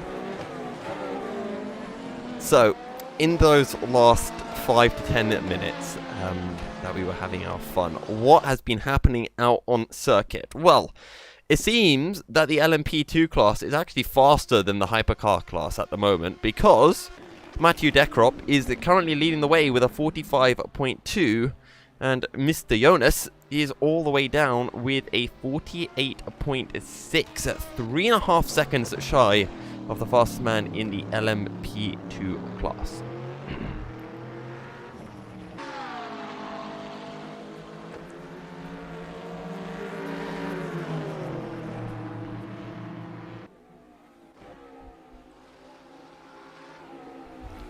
So, while we're on the topic of pickup lines, why don't you let us know in the chat what are your favourite lines, and when we do get back to Simon at some point, because don't worry, I will not forget this conversation, we can then compare Chat versus Simon Marshall, who is the greatest pickup artist.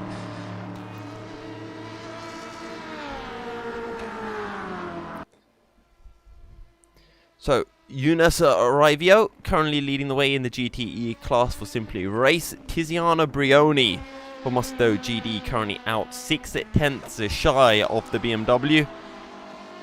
And according to my information, his car is actually called Musto GD Esports, which is the greatest car name I've ever seen. And, well, there it is actually. That is the Ferrari 488. And I think, if I'm not mistaken, Musto GD are the only team who will be running the Ferrari. So if you see any other Ferraris, it's just another Musto driver out there.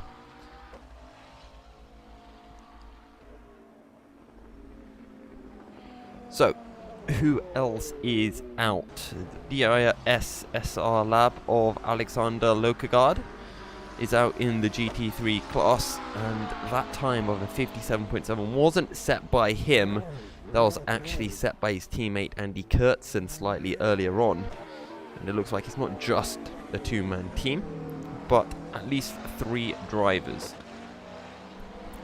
And we were speaking, as we mentioned, and as I keep mentioning, we were speaking to Andy and Yannick, and they were saying that all of the guys from work like to tune into the stream from time to time, check on how they're doing. Well, if you guys are from DIS watching and wondering how you guys are doing, they're doing very good, because they're leading qualifying by 1/10 of a second over Sim Racing Motorsport, and then Team Rookie Monsters a further 2/10 down, and just 2/10 separating the top 3 in the GT3 class. So things are looking very close as we get to 9:30. And Peter, is it time for us to head into an ad break?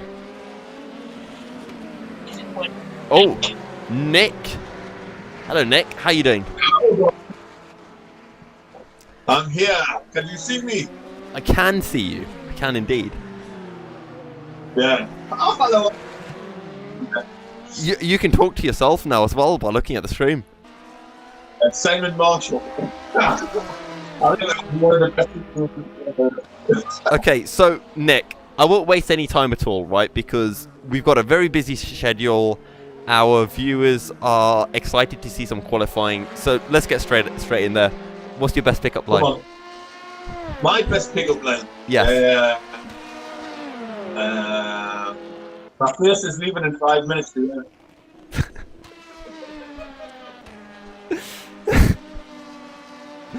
You did. Sure.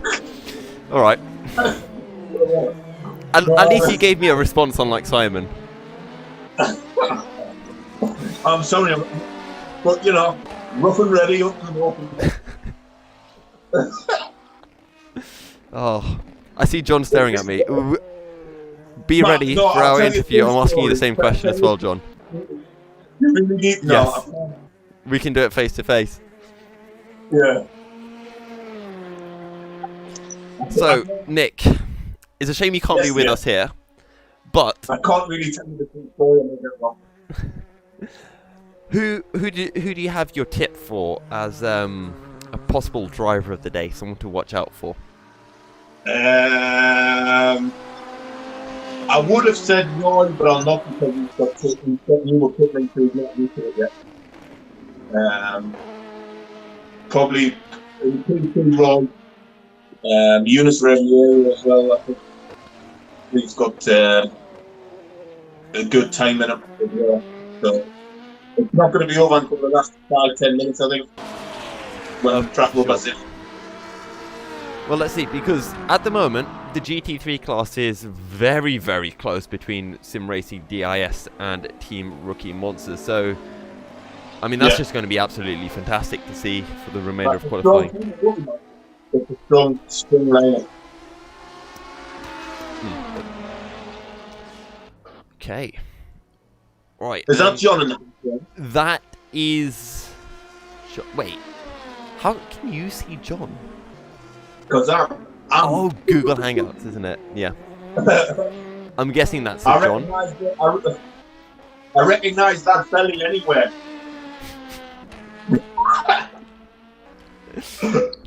Is this what we call breaking the fifth wall when we're talking about an image that the guys can't see at the moment? Yeah. Alright, so Nick, you're going to be in race control, aren't you? Yeah. Any quick words you want to give to drivers or team managers that might be watching the stream at the moment? Don't hit each other. Let's have a quiet 24 hours. I think that's the main advice. Yeah. And enjoy it. Yeah. That's So drivers, don't hit each other, otherwise you're going to incur the wrath of the stewards. But you'll incur the love of the commentators from excitement. So, if I were you, I would please the stewards over commentators. The main thing I'm looking forward to is when it drops into late at night, because the track lights up really well. The trackside lights, it makes the whole of the stadium look really, really good. So that's the part I'm looking forward to. And I think the crowd will absolutely look great in the back quarter of the festival. And I've got to commend the team as well. With the colours of the cars are top of really doing a great job. Awesome. Well, thank you for joining us, Nick. I'm going to let you get back to... Sir. Pardon? Any other chat you want to chat offline, just come straight to me. I'm your man. We shall do. So, we're going to be heading into a quick ad break, and then we have a special weather reporter ready to give us some inside information on the weather stuff happening in Japan. Oh, good. Oh. The Endurance eRacing World Championship 24 Hours of Matsusaka is powered by ESR Esports Network, Xilinx, Elite Gaming, SimLab, Fusing Cell, Simplexity, Global Connect, and AMD.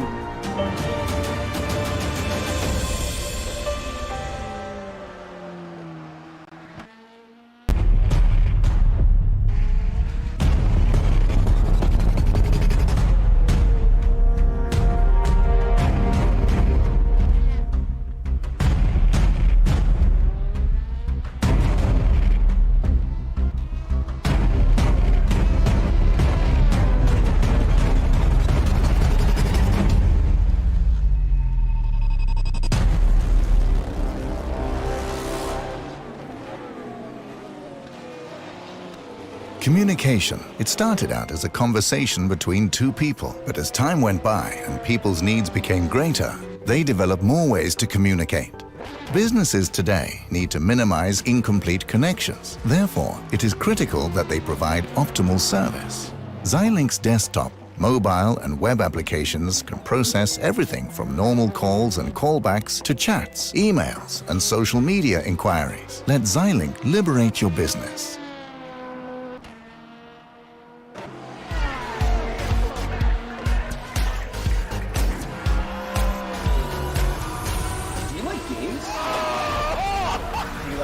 Do you hate watching laggy streams of tournaments on 13-inch screens? Oh my god! Of course you do. But you don't have to worry about that anymore. He has a jump, son!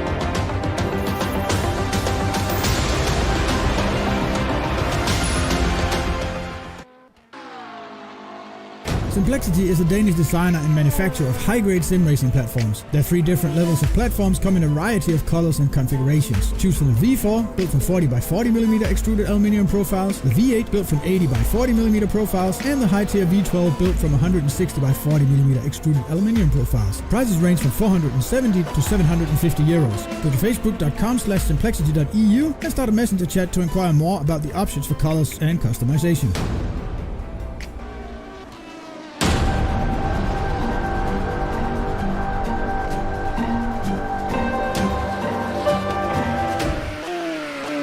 Welcome back, ladies and gentlemen, to the EEWC Round 3 of the championship here at Matsusaka.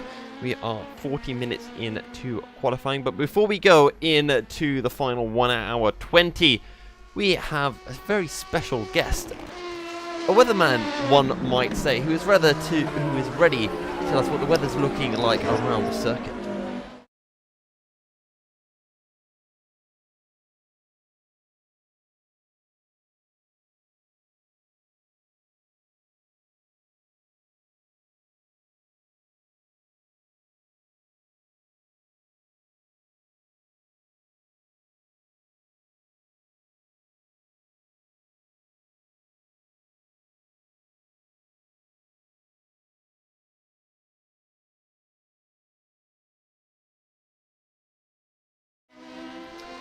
Apologies for that, we were having some slight technical, or I should say audio issues, so once that is resolved we will be heading right back.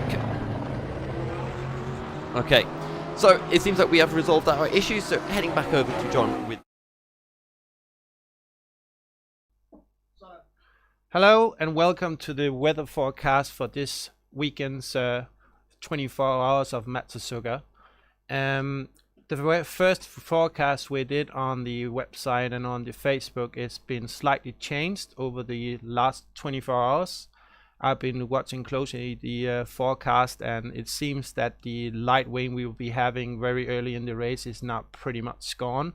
It's supposedly great news for the teams, and it seems that the rain though is still just coming slightly throughout the midnight of the race, maybe early starting at around 9 p.m. at Saturday night, but we kind of like hope that the weather will give us some like really exciting race with changing weather conditions and stuff like that. So yeah, it's gonna be an interesting race at this Matsusaka race, and I will just be going back to Mr.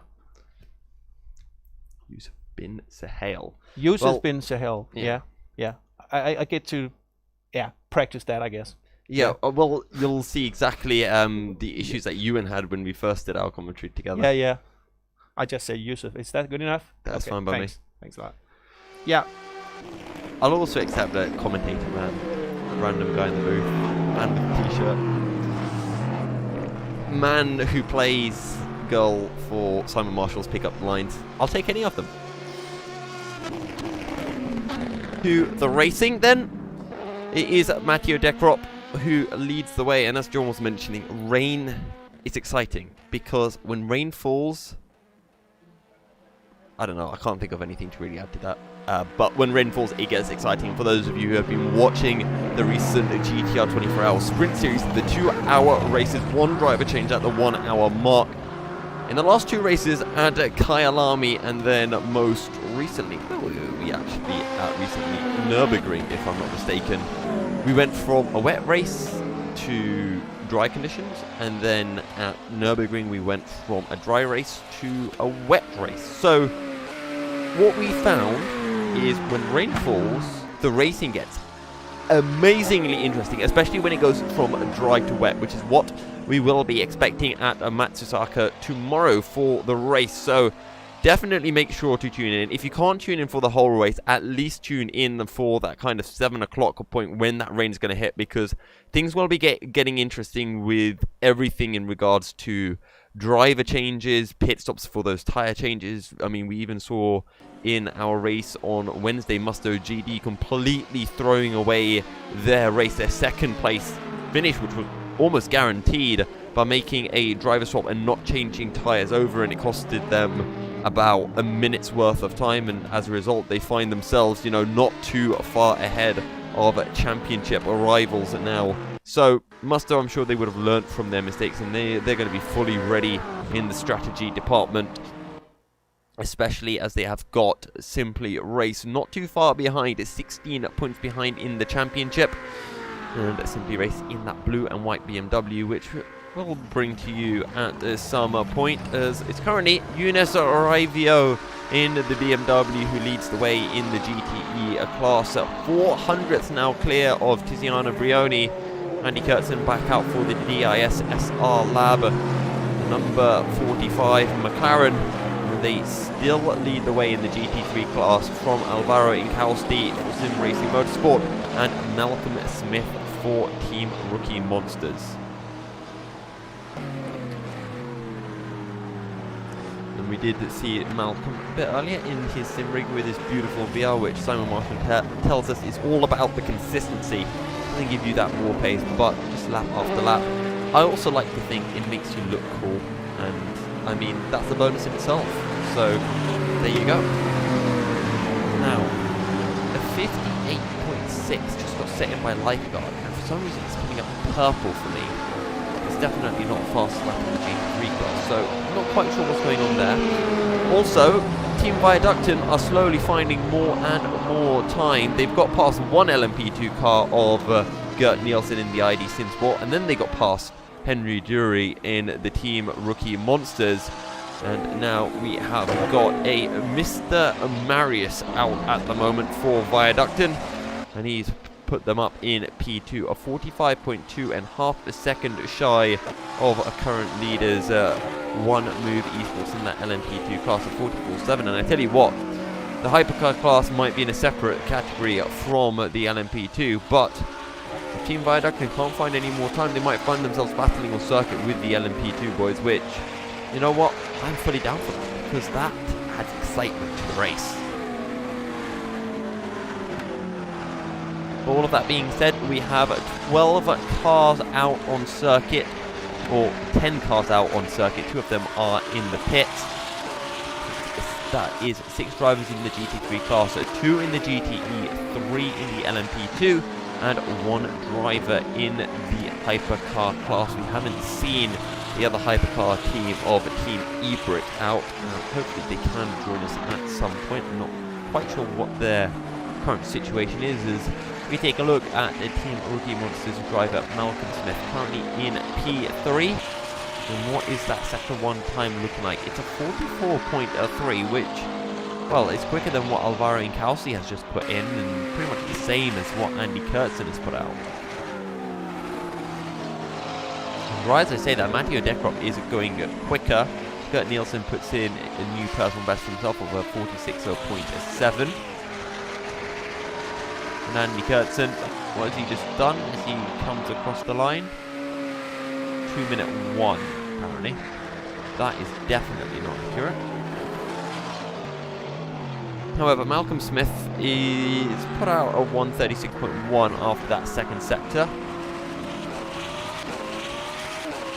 And what is he going to complete lap time with? Well, actually, he's gone P2 in the GT3 class. He's jumped ahead of the DSR Nightmare. And what's happened to Alvaro Incausti? He's just disappeared for me off my screen. As we see, Malcolm Smith having a bit of a spin. Now, where is Alvaro Incausti? Okay, so he's just completely disappeared from me. I'm going to assume he's still in P2 for the GT3 class, as I believe Alvaro Incausti had done a 57.5. Malcolm Smith has done a 57.7. He's just gone back out onto circuit. Is there anyone going purple? Yes, there is. It's Team Viaductin in that McLaren Senna. There it is. Let's ride on board then with Team Viaductin and Mr. Mikkel and see what they can put out. This is Mikkel Sigard, the Dane for Team Viaductin, making his way through the Senna. Oh, through the Senna? And actually, he's the first driver we have seen so far for Viaduct or any team who's actually taken the apex through the spoon corner. So, well, I would like to think that Mikael Sigurd actually knows what he's doing, whereas I don't know why nobody else is taking the apex, because it's rather bizarre. Everyone's seemingly understeering a lot, and across the line will come Mr. Mikael Sigurd, and that is going to be P1 with a 43.2. And never mind what I was saying before, the hypercar is definitely quicker than the LMP2. Mathieu Decrop drops down to P2 overall, but that is of course still P1 for the LMP2 class. So, who can we ride on board with who is doing quick laps? You know what? Let's ride on board with Andy Kurtzen if we can find him. Where are you, Andy? There you are, Andy. Now, I want to see what Andy Kurtzen does through Spoon, and I know this might bore some drivers, or some people out there watching, but I'm genuinely intrigued as to why drivers are missing that apex through the second part of Spoon.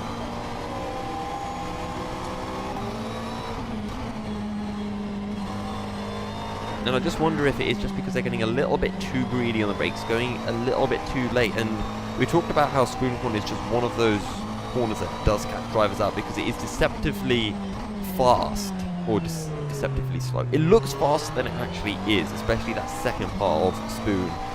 And maybe that's what's catching people out. And we haven't really ridden on board with anyone on a hot lap of such. So, yeah, we'll have to see. Andy Kurtzen, 35.9 in Sector 2. And here we go into Spoon Corner. Drops it down into third. It gets the apex beautifully for the first part. And into the second part. He gets pretty close to the apex, but he's not quite on it. And he took a much later apex than what we saw Team Viaduct and Mikael Sigurd do. Don't forget, Team Viaduct and two-time winners of the GT3 class, trying to make things a bit more difficult for them in the hypercar class, but so far haven't really found any competition to challenge themselves. As Mathieu Decrop goes a little bit quicker, 44.7 coming through.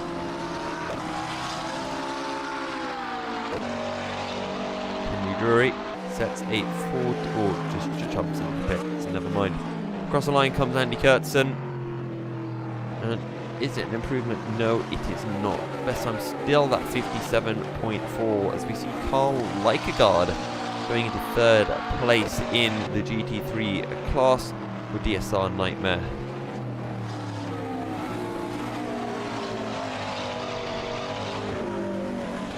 And I'm still very confused as to what's happened to Sim Racing Motorsport, because they have disappeared off my timing screen. I'm just going to wait for the GT3 to appear on the top left of our screen. We can still see the GT class, just the two drivers. But here comes GT3, and Alvaro Casti has disappeared. He has actually disappeared. So that is very bizarre because he was running in P2. He had done a 57.5, I think, or 57.6. So that is very strange, I will be honest with you. Malcolm Smith sets a new personal best of a 57.7. But again, that's still 3/10 shy of what Andy Kurtzen has done in the DIS SR Lab car.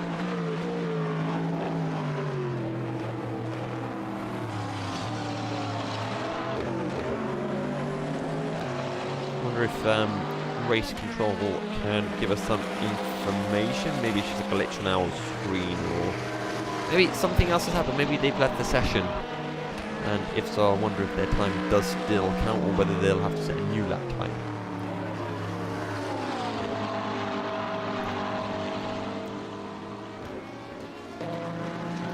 Currently, Bo Christiansen in the DSR Dream Team is only set 201.7, so he currently finds himself 3 seconds shy of the B32 racing car, so that is not what he wants at all. And that's the B32 car of Rasmus Borgqvist, if I am not mistaken. Don't worry, I'll remember everyone's names soon enough.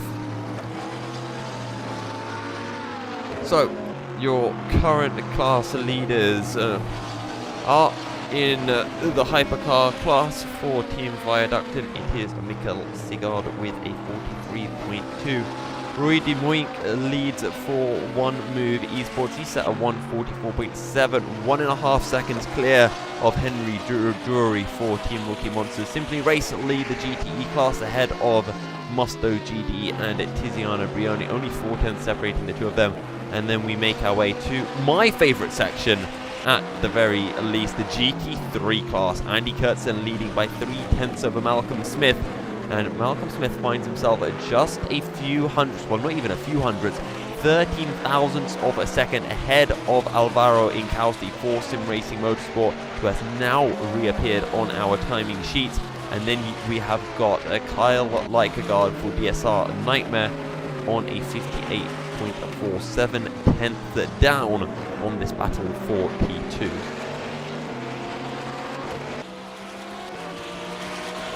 Sorry, Carl Likegaard, not Kyle Likegaard.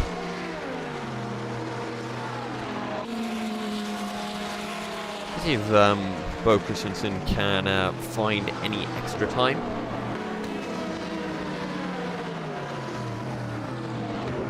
So there is definitely more time available for him. Especially if you know where to look.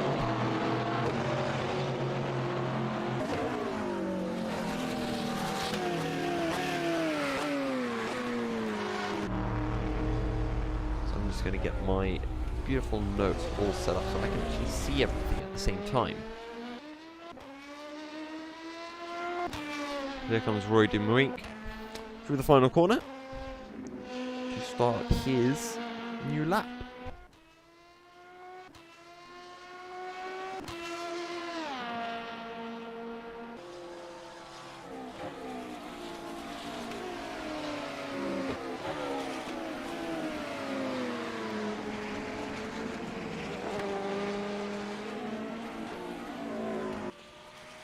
Right, I have notes. Let's go.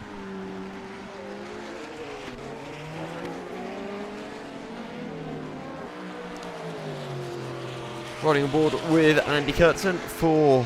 Oh, actually, no, we're not.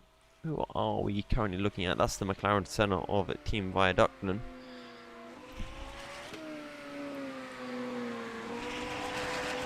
We're still leading the way.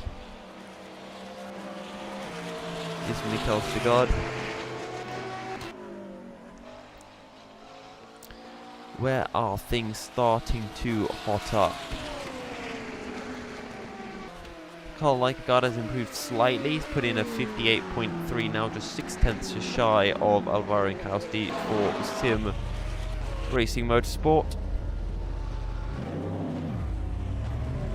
I think Tiziana Brioni is on a new personal best lap time at the moment. Let's see if we can find my fellow Italian of Tiziano. There we go. Tiziano making his way through turn 12 right now. And down towards Spoon Corner. And once again, I want to ride on board. Let's see if he gets the apex. See, there we go. Tiziano will take the apex. So, it seems if you take an early apex through the second part of Spoon Corner, you end up just running a little bit wide, so you don't want to take the early apex, but you definitely want to get on the apex, but just slightly later on in the corner. As Tiziano, look at how much wheel input he put in there just to make sure he grips as quickly as possible. The old kind of karting technique, when you're struggling to find grip, you just snap the steering wheel and wait for it to grip, and well, these cars it grips pretty quickly. And we didn't quite get to hear if there was a lift at all from Tiziano. But across the line comes Mr. Brioni. And where will that put him? It's a 55.7. And now he is 4 tenths shy, or just under 4 tenths shy of Younes Raivio for Simply Race.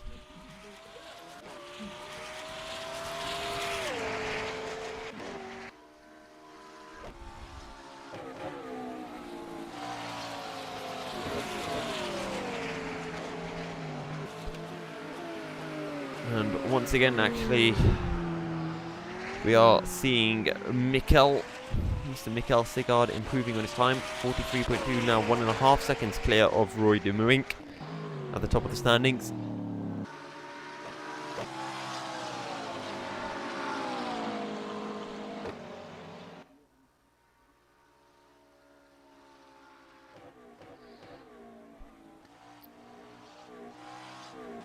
So, what are things looking like? Still super close between Team Rookie Monsters and Sim Racing Motorsport in the GT3 class. Just 100th separating the two of them, and then 3/10 up the road is Andy Kurtzen, who is in provisional pole for the GT3 class. So I think Alvaro Incausti just went purple in the final sector. So let's see if he can carry this pace into his next lap. So he is in the McLaren 720. And can we find him? That's a Corvette, that's a Corvette, that's a hypercar. And I think that that's DIS. No, never mind.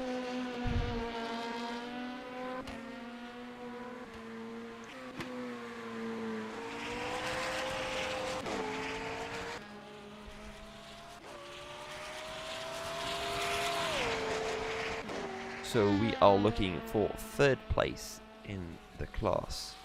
And that is Team Rookie Monsters. That's going to be Malcolm Smith. And I think that is the green sim racing car. Indeed it is. Of Alvaro Incausti. So let's do my favourite part of qualifying, which is ride on board and see how they take Spoon Corner. So first pass, pretty nice. Could have run out a little bit wider. Second pass, oh, he gets on the 8. Beautiful! Good job of Mr. Alvaro.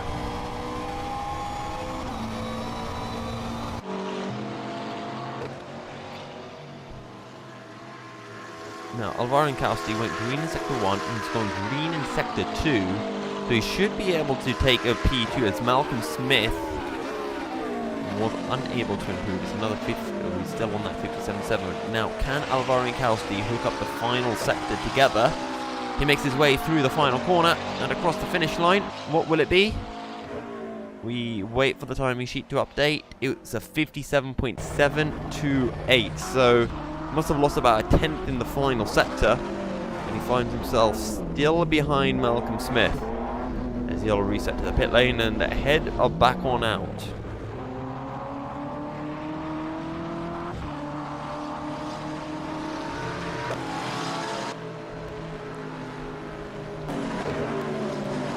Nobody is on a personal best at the moment.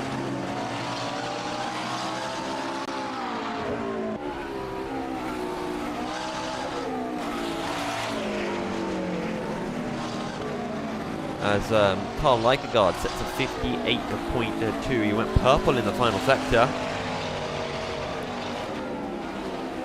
And now he's just half a second down on Alvaro Incausti. So maybe DSR Nightmare might have the pace to join the top 3 in the GT3 class, and we can see a 4-way battle either way.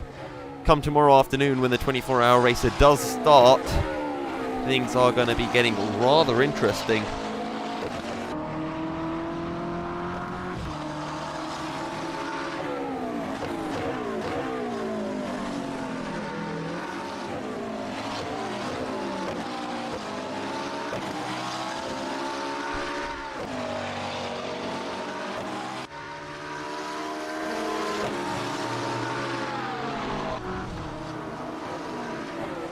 We had any switches. Is Michael Slot, who is out now for the ID SimSport team.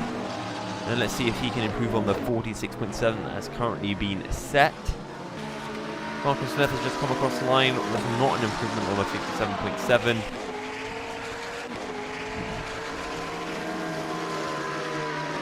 Alvaro Incausti, he's not on a quick lap either right now.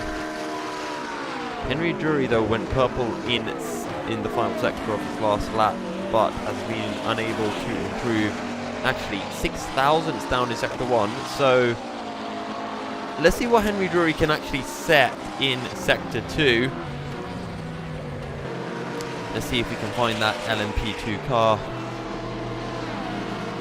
Is that Henry Drury? I think that might be Henry Drury. Yes, it is. Of course it is. Have you seen that livery? So he's actually gone bang on even in Sector 2 as he makes his way through the Casio Triangle. Through turn 18. What is this going to be? looking to improve on a 45.6. He'll set a 45.3. Still 6/10 shy of Roy DeMuing for One Move Esports, but he stretches the gap to 3/10 over Michael Slot for ID SimSport. Now, Alvaro Incausti is the next man I want to take a look at because he is improving. And remember, he's in that green McLaren 720S, who we now ride on board with. As he makes his way into Spoon Corner. Oh, pardon me, into the hairpin. Now through turn 12, of course, flat out as always.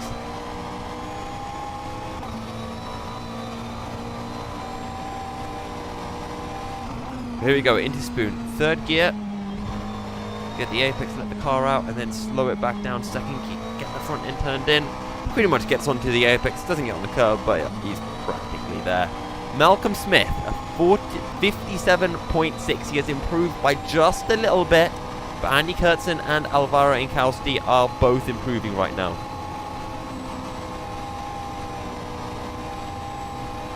So let's see what Andy and Alvaro can put in. We're on board with Alvaro Incausti at the moment. And then we'll switch over to Andy Kurtzen right after this.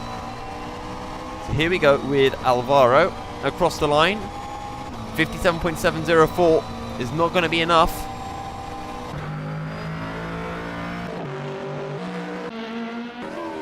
And there comes Andy Kurtzen across the line, 57.325. So everyone seeming improvingly here at the hour mark. And I think on that note, we're going to be heading into a short ad break, and we'll be right back with the final hour of round 3 of the EEWC here at Matsusaka.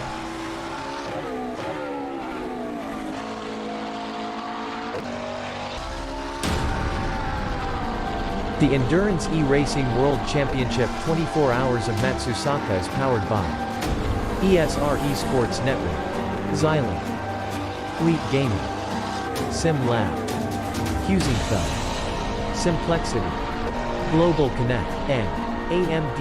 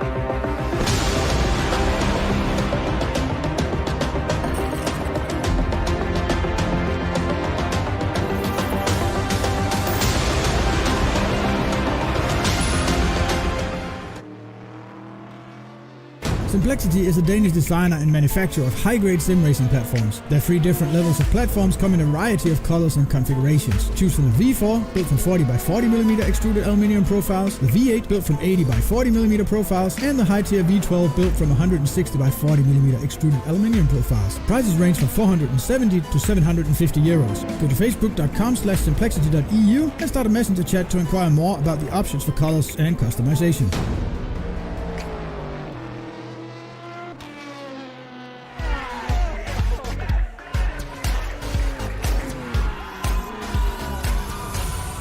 Games? Do you like esports?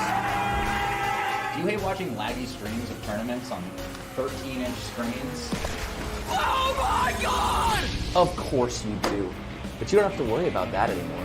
He has a jump, son!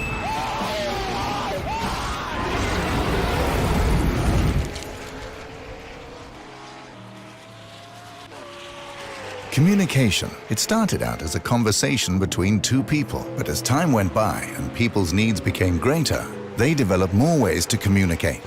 Businesses today need to minimize incomplete connections. Therefore, it is critical that they provide optimal service. Xilinx desktop, mobile and web applications can process everything from normal calls and callbacks to chats, emails and social media inquiries. Let Xilinx liberate your business.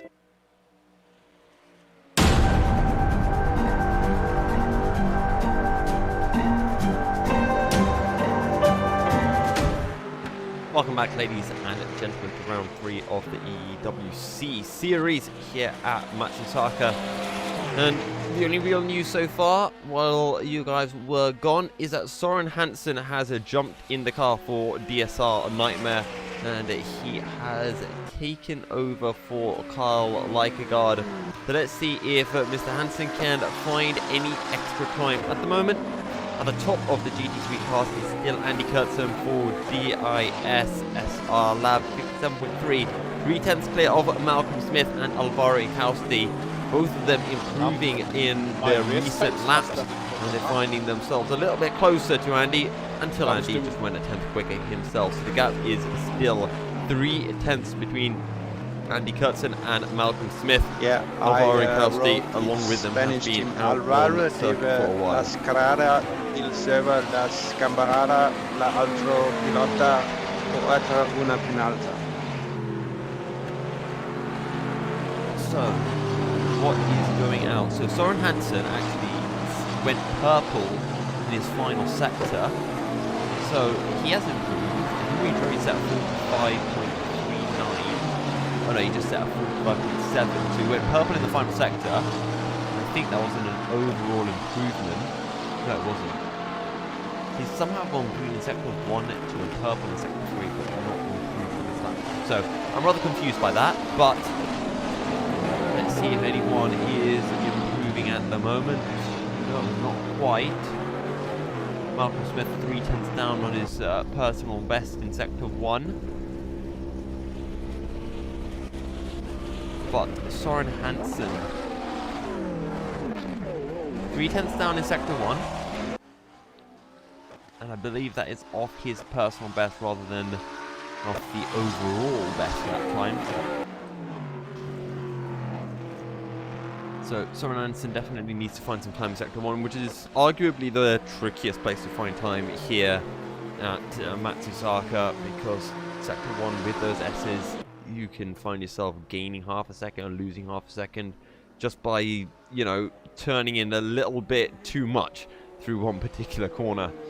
There's Matthew, that's Roy Dimwink. I'm not sure, I think someone's moved up into first in the LMP2 class, I'm not sure. No, Henry Drury has almost improved, but not quite. Still Matthew Deckrop, who leads with a 44.7, 1.5 seconds behind the hypercar class of who is that again? It is Jonas, who is back out for Team Viaducton. So Mikael Sigard back into the pit. He's going to have himself a well-deserved break. 201.8, 201.182 just been set by Bo Christiansen, his new best lap time, but still 2.5 seconds shy of what, and who is that, Rasmus Borgqvist was able to set for 158.6.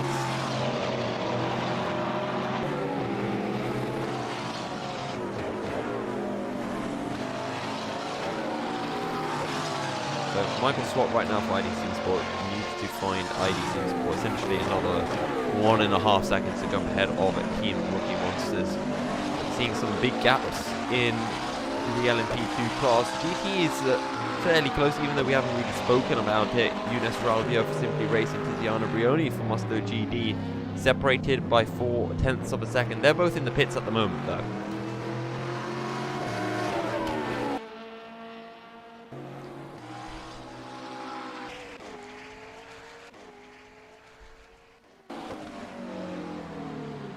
Bo Christensen is on a lap, but never mind, he's a second down at the end of Sector 2.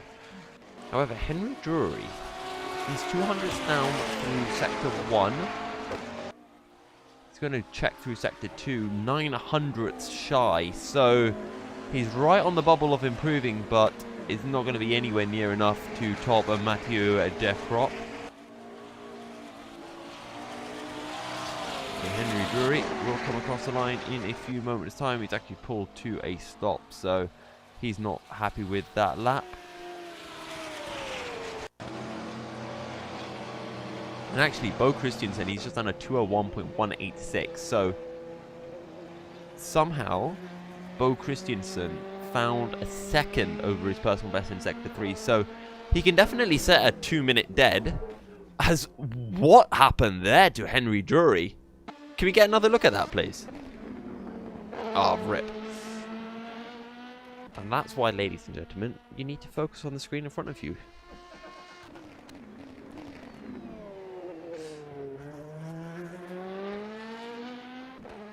So, was that just on the exit of 130R? Ah, Casio Triangle. So, I'm guessing he just went on the curb a bit too much and it just flipped the car around. Either way, very spectacular.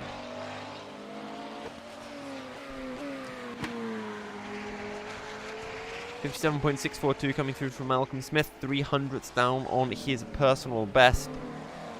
As once again, and I don't know why this keeps happening, but the sim racing car has just disappeared off our timing screens.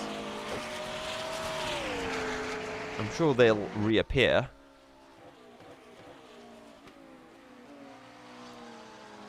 They had set a 57.7.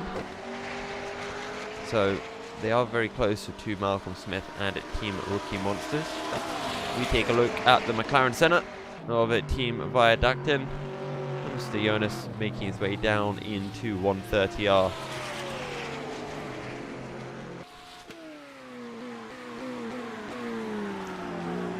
Is anyone on a lap? So currently out for Sim Racing Motorsport is actually Carlos Fenno. And let's see if we can find him on circuit. I think I found him, but it is a somewhat green car.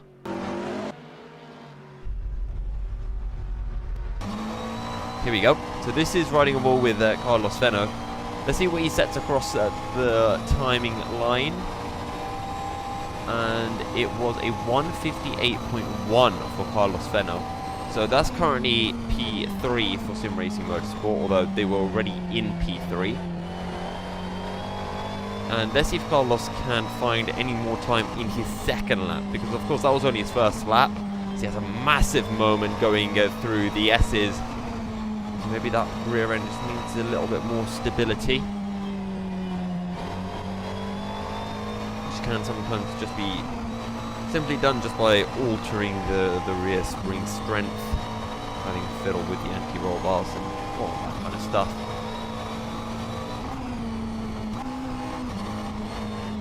A little bit wide on the exit of Degner 1 into Degner 2. One of the first drivers I've actually seen taking the apex from Degner 2 getting right onto that curb. Currently it's very quick from Carlos Fenno. He goes green in sector 1. Fighting with the car a little bit on the exit of the hairpin, which isn't necessarily always the slower way around. This means he's just fighting just to find any form of grip he can, and is right on the ragged edge of his ability. 50 meters down into third gear, taking up all the curb into first part of Spoon and into the second part of Spoon. Nice late apex on the power. Maybe could have gotten the power a tad earlier, but Carlos Fenno will be making his way across the sector 2 marker. And that's just before you get into 130R. And let's see what that delta is. He's in the green again. So Carlos Fenno might be finding himself up in P2 at the end of this lap. Either way, down into the Casio Triangle. Oh, he runs wide just that little bit too late on the brakes. And that's going to cost him a tenth or so because he compromises his exit. Tight line, shortest line to the start-finish line. Carlos Fenno across the line. 58.0, and it's only going to be a tenth quicker, still 4 tenths shy of what Malcolm Smith was able to do earlier on in the session, as we have 40 minutes left of qualifying. is still Viaductin, who lead the only team in the hypercar class at the moment. LMP2 class is currently being led by One Move Esport. Matteo Dekrop has pretty much done every lap before them. He's on a 44.7 ahead of Henry Drury and Michael Slot for Team Rookie Monsters and ID SimSport respectively. They have done 45.3 and a 46.7, and then we've got a 9-second gap. We go down to our GT classes. First up, the GTE class, Eunice Raivio and Tiziana Brioni for Simply Race and Musto GD. They're separated by 0.4 of a second, and then we make our way down to the tightly contested GT3 class. New personal best up, I think that was from Malcolm Smith. But Andy Kurtzen leads the way for DIS SR Lab, 57.3, 3/10 clear of Malcolm Smith for Team Rookie Monsters. And then you actually have Sim Racing Motorsport. They're on a 57.7, but when Carlos Fenno came out, their time reset. So the 58.0 is what Carlos was able to set. And then you have Soren Hansen in P4 for DSR Nightmare. He's on a 58.2, 4/10 clear of, I believe that's Rasmus Borgfest for the B32 Racing. And then you've got Bo Christensen, who definitely has more time, but he just either he's sandbagging a bit or he just hasn't been able to hook up a lap, because at minimum he has another second available to him in Sector 3, because we saw him set that a while ago, go a second quicker in Sector 3, that is.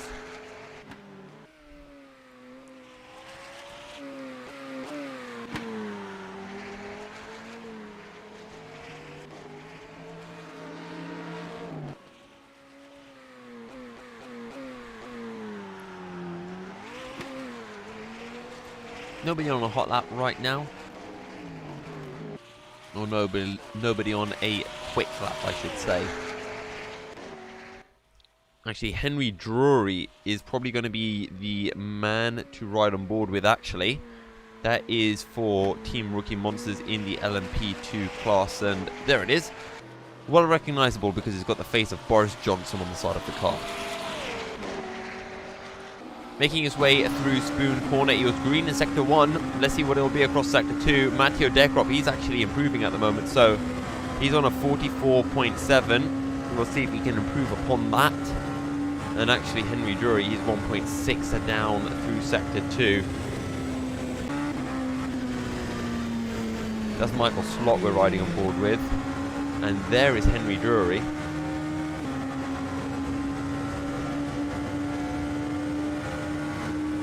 And, oh, pardon me, not Henry Drury, Matteo Dekrop, and he's gone green again. So, Matteo Dekrop going fairly fast at the moment. I believe this is his 8th hot lap, or 8th run at the very least. And it's going to be is it an improvement on a 44.7?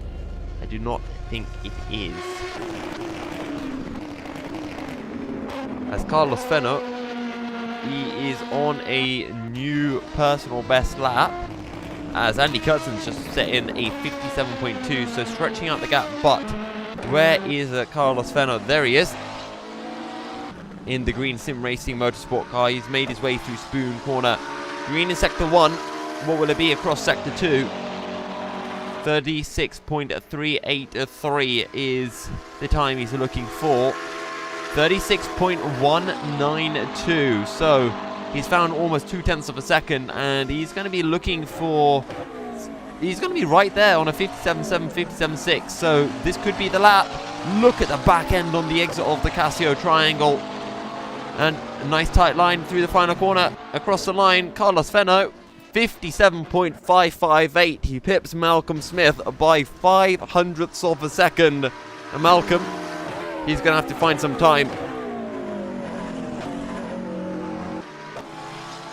And speaking of Malcolm Smith, there he is. 44.3 is the time he needs to beat through Sector 1.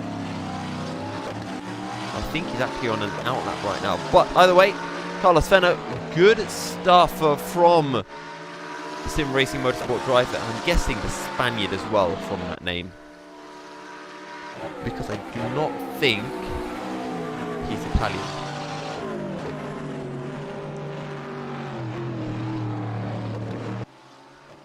Henry Drury is, or was, on a new personal best lap, but he's actually abandoned his lap in the middle of Sector 2.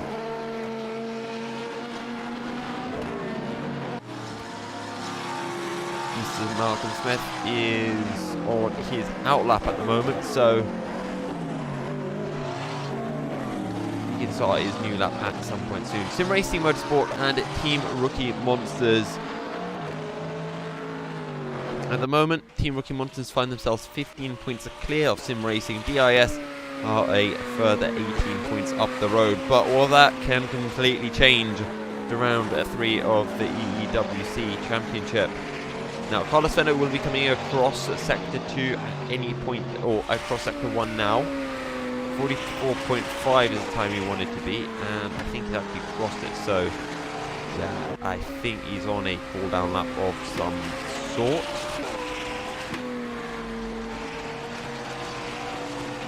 Now, I think Mantis Recus is out. Mantis Recus is out. Mantis Recus has got back home after riding shirtless on his bike trying to pick up the girls.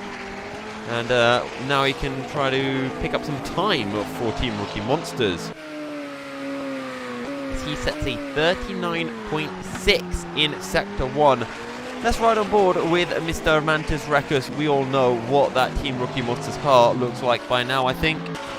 And where is he hiding? Is that it? No, that isn't it. It's actually the car here. Here we go. There's Team Rookie Monsters.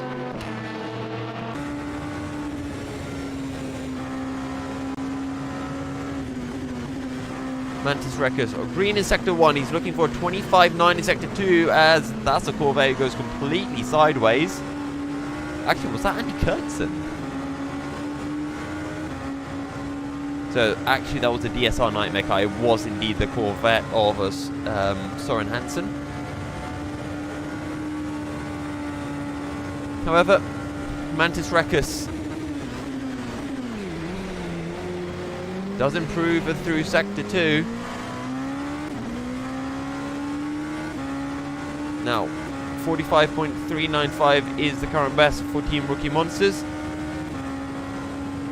And I think that might have just been an outlap. Soren Hansen goes... Soren Hansen, where was that from? He's just setting a 58.2 for DSR Nightmare. So that wasn't the DSR Nightmare car that had spun. That was the DSR Dream Team that had spun. So Soren Hansen, a great lap from him. Oh wait, was it? Actually, now I'm getting confused. No. It said that he had jumped up the order, but he hadn't actually. So, there we go.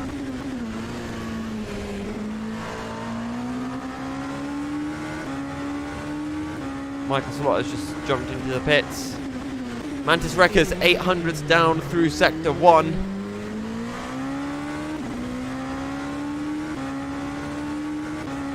Now, through Sector 2, what can Mantis Recus pull out? Looking to improve on a 25.984. Oh, big, massive moment with the back end. He catches it beautifully, but that's just how much speed you have to catch carry into Spoon Corner, and it's so easy to lose a back end as a result. And that rear end just a little bit light on the LMP2 car for Team Rookie Monsters. Mantis is going to have to go again. And he's lost about half a second with that sideways moment. I tell you what, Carlos Fenno is finding more and more time as Mantis loses the back end again, and maybe those biking skills he's been gaining haven't been helping him out much in the sim rig.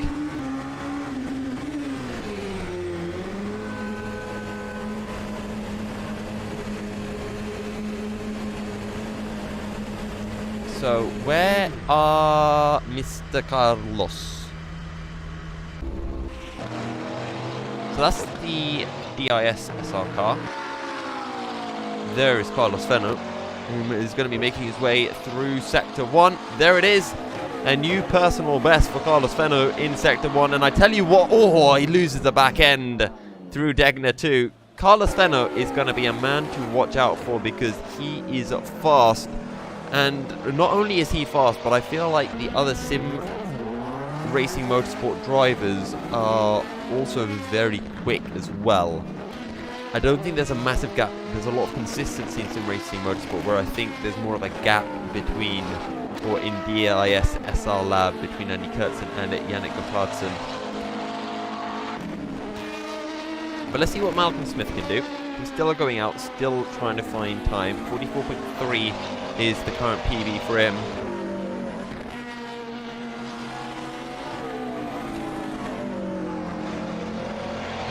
I think Bo Christensen has a lot of time, because he keeps going purple in the final sector. And this time he's done a 201.1, but that was apparently his last lap. Okay, I'm getting very confused. Never mind, ignore me, guys.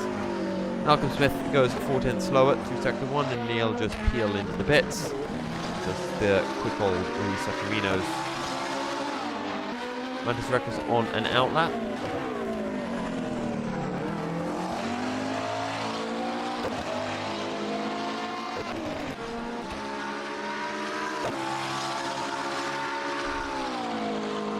I think we can ride on board. Actually, let's just do this one, right? Where are you, Mantis? There's Mantis. Hi, Mantis. We're sitting on board inside. I hope you don't mind us invading your cockpit. But we are going to be learning all of the secrets from Team Rookie Monsters here. Including how to spin on your hot lap. So, Mantis Records through the final corner to start his lap. At the moment, Andy Kurtzen has gone even quicker in Sector 1, but it's only 100th faster than what Malcolm Smith has been able to do. Into Turn 1 goes Mantis, and just look at that four-way slide that's occurring on the LMP2 car, and just Mantis carrying in a bit too much speed, but that's how you find the limit. You've got to push the limits of the car and just work out where that grip breaking point is. And there again, the four-way drift as he catches right up to the back of the Corvette C7. Bit of a switch, bit of a flick on the wheel from Mantis as he just tries to get that car turned in. It looks like a bit of an understeer actually from Mantis that is occurring. And again on the exit of Degner 1. 2 tenths shy is Mantis on his PB. Andy Kurtzen sets a 57.1. And I think someone needs to tell Andy that he's got a bit of a breathing room already. Let them catch up first before going quicker. It makes things more exciting over here. So, Mantis into my favourite corner, Spoon Corner. And this is, oh, look at the amount of speed, the commitment that Mantis carries through. I reckon he's got that car set up very understeered. That looks like a very understeery LMP2 to me.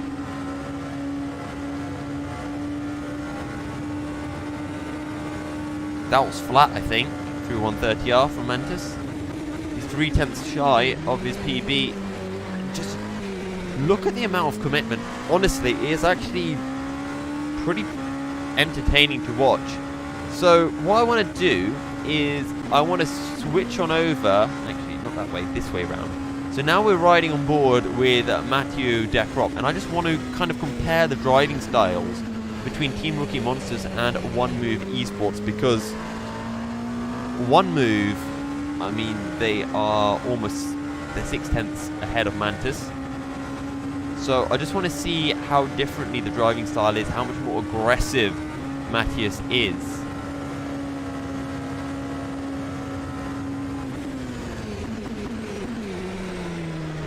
Yeah, so you can already see Mathieu Decrop is much smoother on the wheel compared to Mantis. Mantis is being a bit more forceful, just trying to throw the car in with that kind of maximum speed and then just allow the car to scrub off speed mid-corner, whereas Mathieu is a much more orthodox driver, if you will.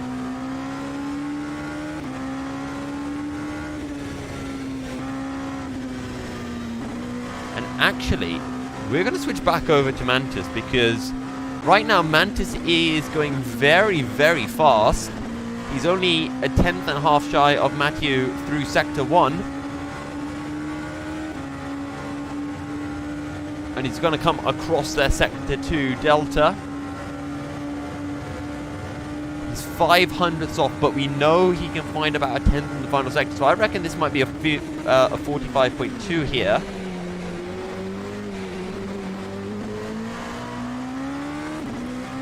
Through the final corner, turn 18. What is it going to be? Mantis Recus across the line, a 45.478. He found time in the final sector, but it was clearly not enough. Yeah, so Matteo Dekrop is just being much smoother than Mantis, who is being, yeah, as we mentioned, just super aggro on that steering.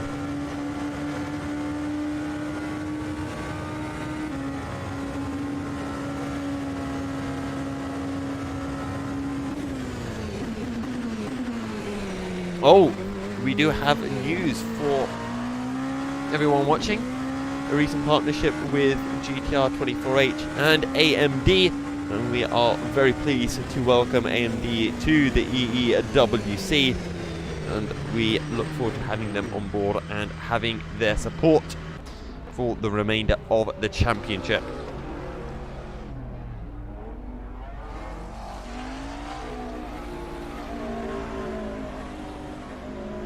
Okay.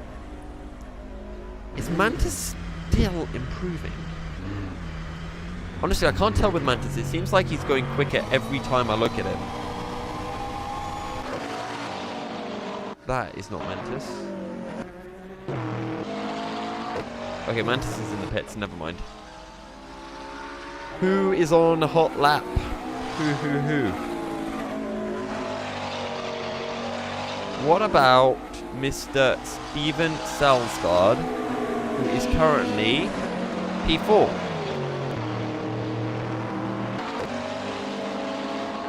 Yes, I think that's Steven Salsgaard in the DSR Nightmare car. Yeah, that is a Corvette.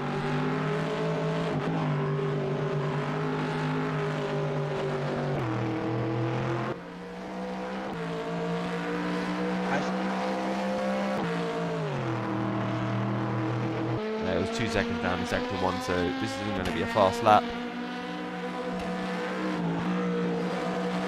And he's lost another 0.8 of a second in sector 2.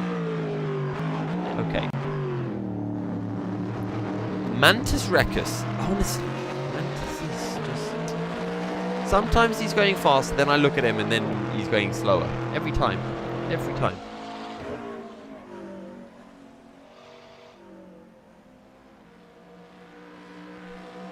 However, on that note, I've just realised we've gone past the halfway or the 30-minute point, so we're going to be heading into a quick ad break, and we'll be seeing you guys on the other side, where you can join us for the final 23 minutes of qualifying. The Endurance eRacing World Championship 24 Hours of Matsusaka is powered by ESR Esports Network, Xylem, Fleet Gaming, SimLab, Husingfeld, Simplexity, Global Connect, and AMD.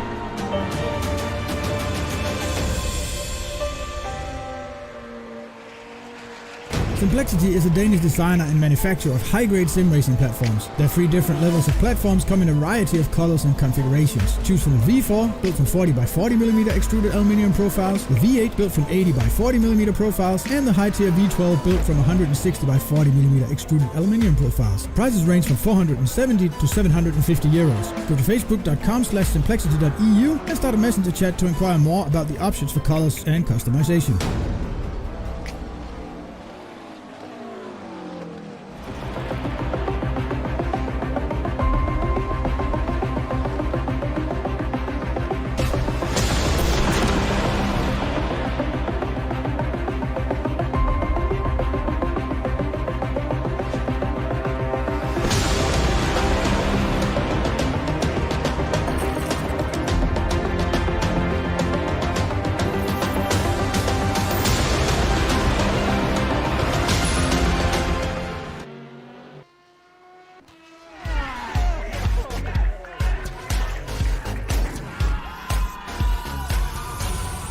Games? Do you like esports? Do you hate watching laggy streams of tournaments on 13-inch screens? Oh my god! Of course you do. But you don't have to worry about that anymore. He has a jump, son!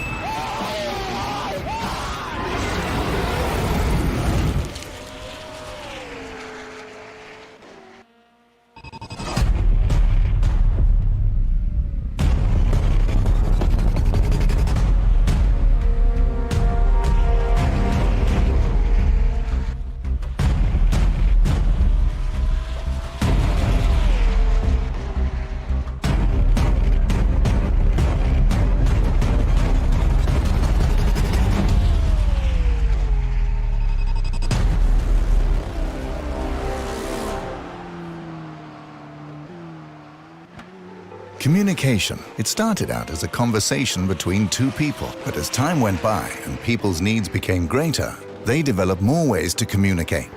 Businesses today need to minimize incomplete connections. Therefore, it is critical that they provide optimal service. Xilinx desktop, mobile and web applications can process everything from normal calls and callbacks to chats, emails, and social media inquiries. Let Xilinx liberate your business.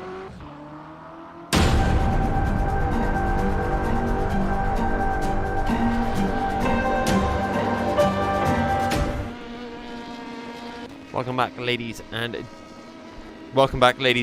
gentlemen, to the final 20 minutes of the EEWC Round 3 at Matsusaka, qualifying uninterrupted to the very end arenas. For Viaducton, they've had another driver switch. It is now Marius in the car, and he might be going all the way to the very end of qualifying. And right as I say that, Matthew Dekrop actually went faster in Sector 1 and then backed out of his lap. Nobody else at the moment is on a hot lap, or a hot lap worth noting, and I'm still interested in Bo Christensen for the DSR team because he is almost 3 seconds slower than B32 Racing and Rasmus Borgqvist. And I think that there's so much more time that he has, especially in that final sector, at least a second right there. So we'll have to wait and see whether one of the DSR teams are sandbagging. As that one fly that was around annoying me has realised how much he was annoying me, so he thought to help me out, he'd call his friends over. And now there's a fly party on the screens in front of me. I don't believe it counts as unprofessional to murder flies on the stream, does it? So, I'm going to pretend... Mr. Fly, what do you currently think of the race so far? It's a very good race. No. Doesn't even realise it's qualifying or not the race. Terrible co-commentator, Mr. Fly. You fell right for my trap. Let him on. Let him on. Don't forget, you can watch GTR 24 hours live on Facebook, YouTube, and Twitch. And if you are watching on any of those, make sure to drop a follow, like, or subscribe, or whatever it is for that platform. And make sure to stay involved, get involved in the chat. We're always happy to see what you're saying, see who you're here to support. And if you are a neutral observer, who you think is going to take the top spot in the respective classes.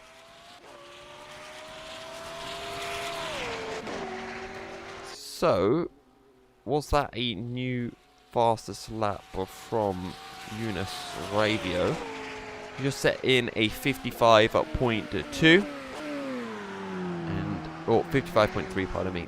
He's 4/10 clear of Tiziano Brioni for Musto GD. They've both been in that car for quite a while now. Andy Kurtzen leads the GT3 class from Carlos Fenno in Sim Racing Motorsport. Then we got Malcolm Smith for Team Rookie Monsters. 600ths is a gap from Sim Racing Motorsport to Team Rookie Monsters. Andy Kurtzen, though, is flying 5/10 clear of Carlos Fenno, and he might even be able to squeeze into the 56s as well.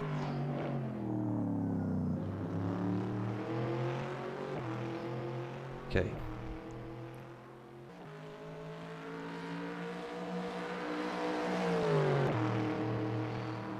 Nobody on the hot lap right now. When we were in the break, I did see a lot of green sector times coming up, but they have all disappeared since.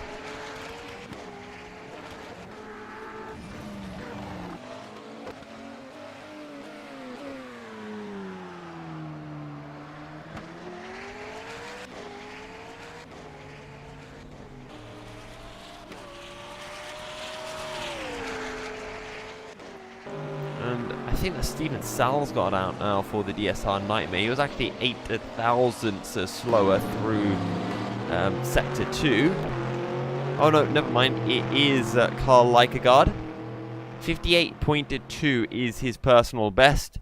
We're actually seeing him on screen now. Across the line, 58.1. He improves by a tenth of a second, but he's in a bit of no man's land. Half a second down on Bart Slobodzian, who has jumped into the Team Rookie Monsters car. And he has taken over for... I can't quite remember who he took over for. But it is Bart Slobodzian in the car now. Karl Likegaard jumping into the DSR Nightmare car, taking over. I believe it was Soren Hansen who was in last. And 15 minutes remain of qualifying. Pawn Robert back into the car for Team Rookie Monsters. Mantis Recus, well, Team Rookie Monsters clearly not happy with his motorbike skills that he's been picking up, and says, you know what, you need to get a bit more used to cars first. Don't worry, Mantis, we love you, really. Tiziano Brioni, 4 tenths down on Eunice Rivio, and he is in the pits. Is there going to be a driver switch for Musto GD? Are we actually going to see David Greco jump into the car? I think we saw Giuseppe De Fuoco very early on in the session. We haven't seen Giordano Valeriano yet. Now, B32 Racing. That is Rasmus Borgqvist, who is still out. And there he is, in the McLaren 720S. He's gone green in Sector 1. And he needs to find half a second to close in onto DSR Nightmare. I'm sure DSR Nightmare would like 2 cars side by side, but that wouldn't be at the back of the grid. They'd want that towards the front end of the grid. However, they may not have a choice in that matter. 4 tenths down, though, is going to be Erasmus Borgqvist across the Sector 2 checkpoint. And I don't think he's going to be able to improve, at least not by half a second, as he makes his way through the Casio Triangle. The shortest sector of the circuit, and, well, the least place to really find any time. Sure, 130R and Casio Triangle you can find a bit, but it's not actually that much, not compared to the 44-second long Sector 1 and the 50-second long Sector 2. Half a second slower is Karl Likegaard.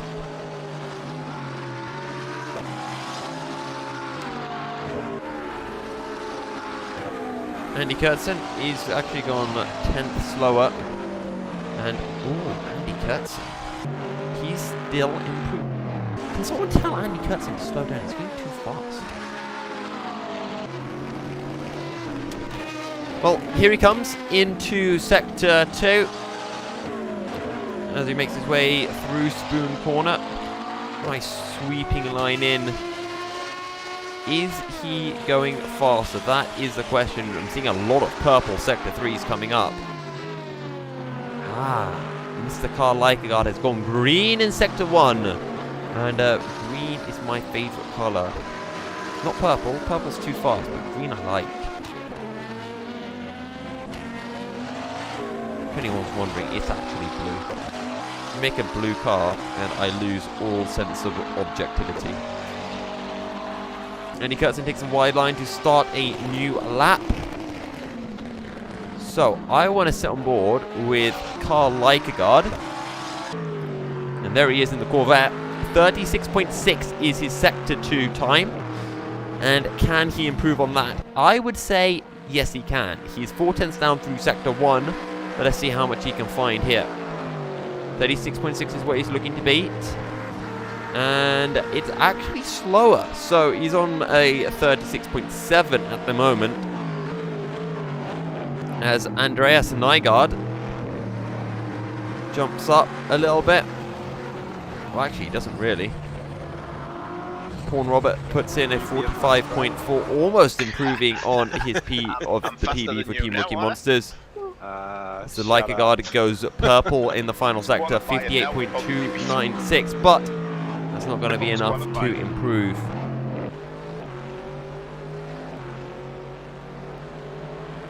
Actually, how did he go purple in the final sector? He lost a 10. I think this timing app hates me. It actually despises me.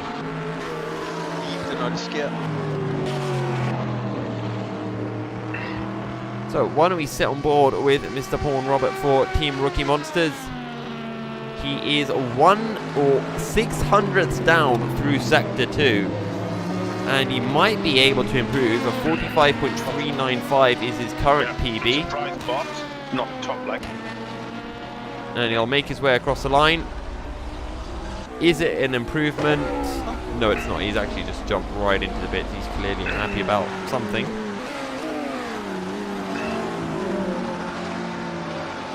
So what happened actually to One Move Esports? Because Roy de Muink was leading the LMP2 class, but he has now disappeared off my screen, at least. There you can see Andy Kurtzen currently leading the way from Carlos Fenno.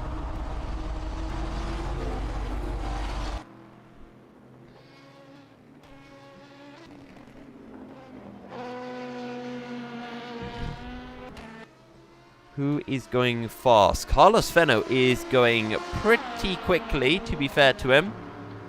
There he is. He is 500ths down on his personal best through Sector 1. As we do see Rasmus Borgqvist setting a new personal best in Sector 1. And he must have had a spin or something, because he's reset his car to the pit lane. Carlos Fenno will see what he can set. He makes his way through Spoon Corner, that Sector 2 checkpoint not too far away. Jonas Raivio is on a PB as well. He's currently 4/10 ahead of Tiziano Brioni, who's still in the pits with 8 minutes of qualifying remaining. And Simply Race with Raivio can look to try to get into the low 55s now.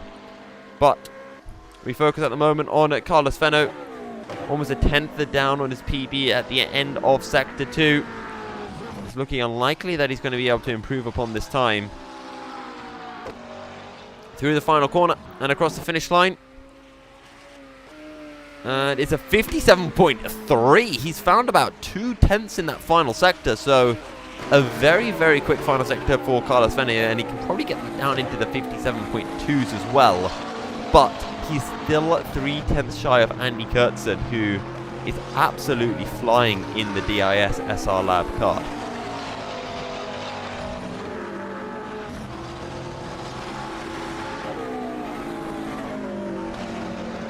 Team Viaducton are going purple at the moment. They're on a 43.2. They'll be looking to try to maybe sneak into the 42s.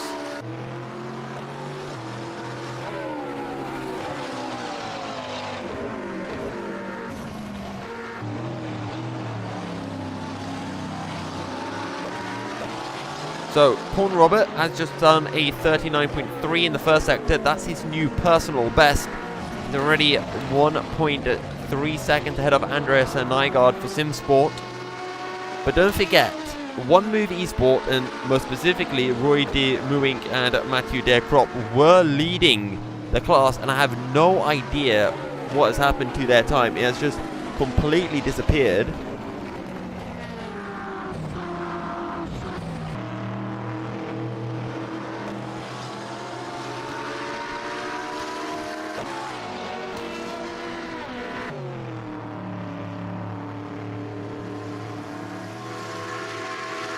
However, here comes Carlos Fenno.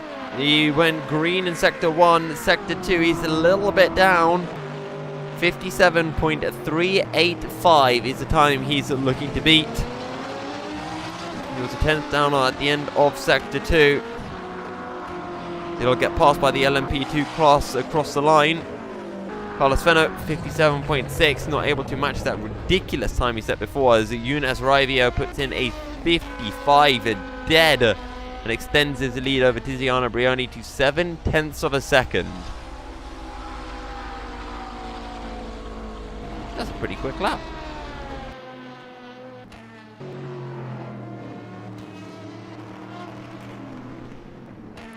So, who is out? Who is going fast?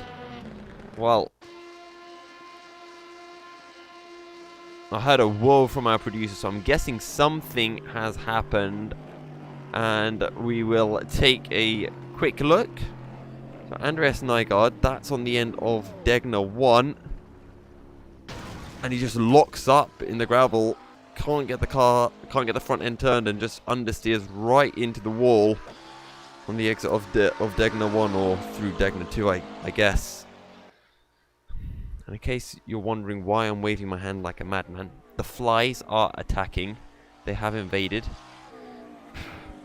Alan Hansen is out for the DSR Dream Team, and let's see what he can pull out. And let's see whether it really is the DSR Dream Team, or whether it's going to be... Well, it's weird, isn't it? Because the Nightmare team is ahead of the Dream Team. So you'd expect it to be the other way around. So I guess the Nightmare are having a dream day, and the Dream Team, they're having a bit of a nightmare showing.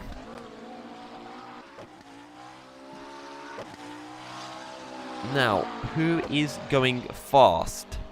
The answer, very sadly, is no one right now. 4 minutes remaining of qualifying, and we still have quite a few drivers still in the pits. Carlos Fenno for Sim Racing Motorsport. Team Rookie Monsters, Bart Slobodsian in the pits. So is Younes Raivio. But then again, Younes Raivio just improved. He set a 55 dead, and I don't think Tiziano Brioni is really going to be able to match that. But we shall wait and see. Maybe we'll be pleasantly surprised.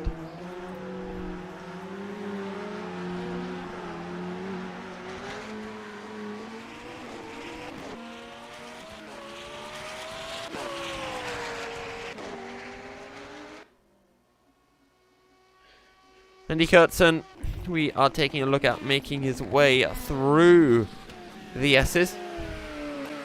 Can he improve McLaren Senna? Making its way through turn 1.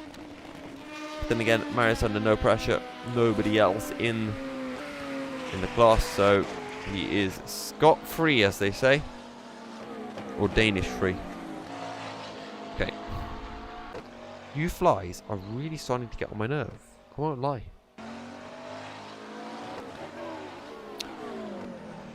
Andy Kurtzen goes fastest again in Sector 1. This man does not have any chill.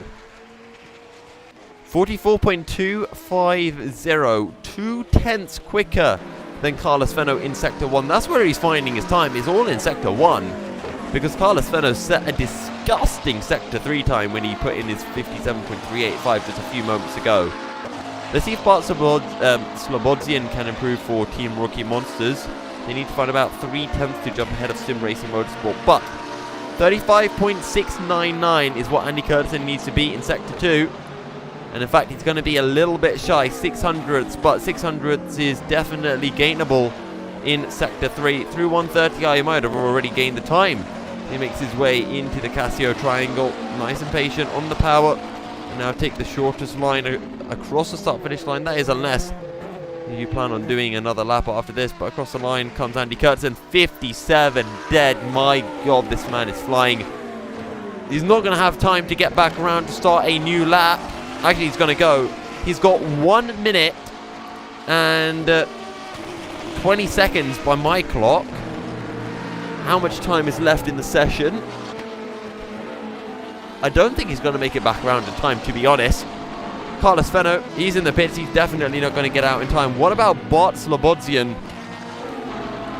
And I'll be honest with you, I do really apologize if you aren't in the GT3 class and you're getting slightly annoyed that I'm not looking at you, but the GT3 class is the close... Never mind, Bart Slobodzian goes 7/10 slower through Sector 1. He will not be improving. However, here comes Lycagard, and it's a 58.127. Not enough to improve, I'm afraid. There's a B32 Racing car comes across. That's Rasmus Borgqvist. And he is not going to be able to improve either. He's at the 2-minute 0.5. Alan Hansen, does he have anything at all? I want to believe that there is more under the hood of this Corvette. The DSR Dream Team. What can they pull out? This is their final run. I'm also interested, is Andy Kurtzen going to be able to get round in time for a new lap? Because I don't know how much time is left at the moment. We're at the very end of qualifying. Viaductum will be starting on pole, that much is guaranteed. And actually through sector 1, we are seeing Rasmus Borgqvist going a little bit quicker. Tiziano Brioni on circuit for what is going to be his last lap. Andy Kurtzen is going to be coming through to start a new hot lap. Alan Hansen is slow. He's 1 second down after sector 1. What about the B32 racing car? The McLaren 720S. 600ths down through sector 1 across sector 2. Does he find in time? No, 3/10 down, so it doesn't look like anyone's going to be improving. However, that being said, Andy Kurtzen, does he have anything left in the tank? 300ths would see him get into the 56s, which would be disgusting. It'd mean that he's only a second down on Tiziano Brioni in the GTE class. Tiziano Brioni, 700ths down in sector 1, and he needs to find 7/10 if he wants to jump ahead of the Simply Race car. I think the LMP2 class has been determined as well. Andy Kurtzen through sector 1, 1.5 down. There's a yellow flag. That's for Carl Leikegaard in the Corvette. And he spun out in sector 3, and Andy Kurtzen will be closing in onto him soon. Leikegaard will reset to the pits, so he's fine. He will not be getting in the way of Andy Kurtzen at all. Balsalobodzian, 4/10 down in sector 1. I doubt he's going to find 6/10 in the remainder of the lap. What can Andy Kurtzen pull out? Can he just separate the gap between himself and the rest of the field even more? 43.1 for our hyperclass man, Marius for Team Viaducted in McLaren Senna. Stretches the gap to 2.2 seconds over Team Rookie Monsters. Here comes Andy Kurtzen across the sector 2. 3.5 down, he's not going to improve. That is it. Horn Robert goes even quicker, 45.3, 1.4 seconds faster than Andreas Nygaard in the ID SimSport car. But where is One Move Esport? I can't remember what time they actually set in. Because I'm pretty sure they're either going to be P2 or P1. That is the end of qualifying practically. No one's going to be able to improve now. I'm pretty sure the checkered flag is out.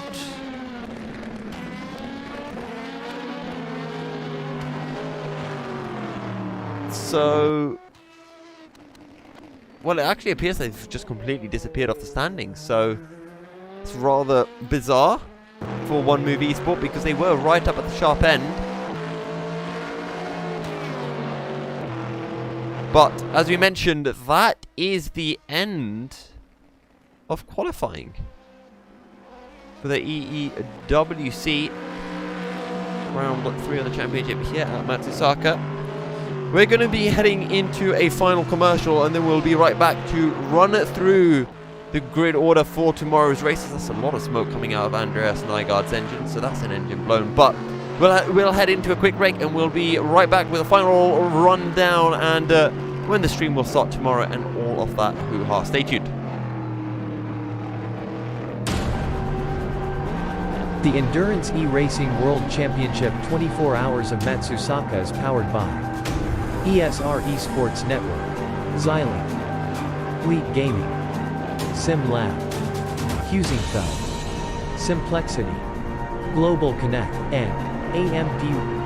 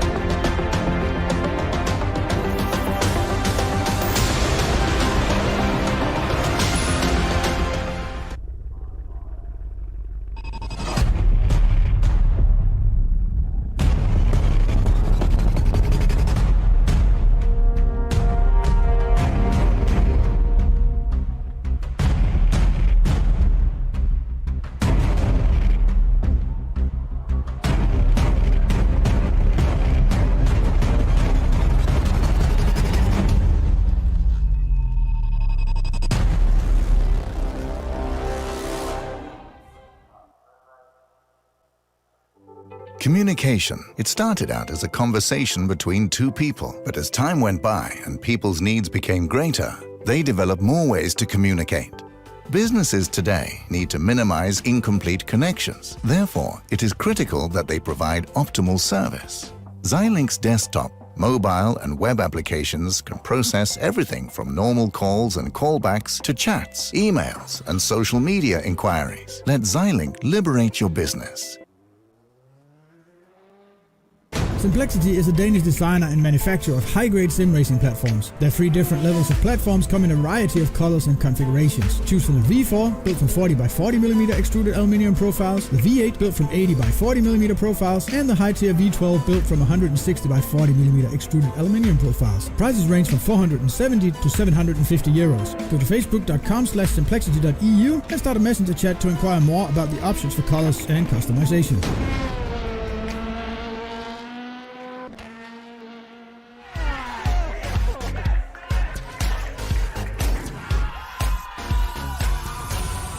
Games? Do you like esports? Do you hate watching laggy streams of tournaments on 13-inch screens? Oh my god! Of course you do. But you don't have to worry about that anymore. He has a jump, son!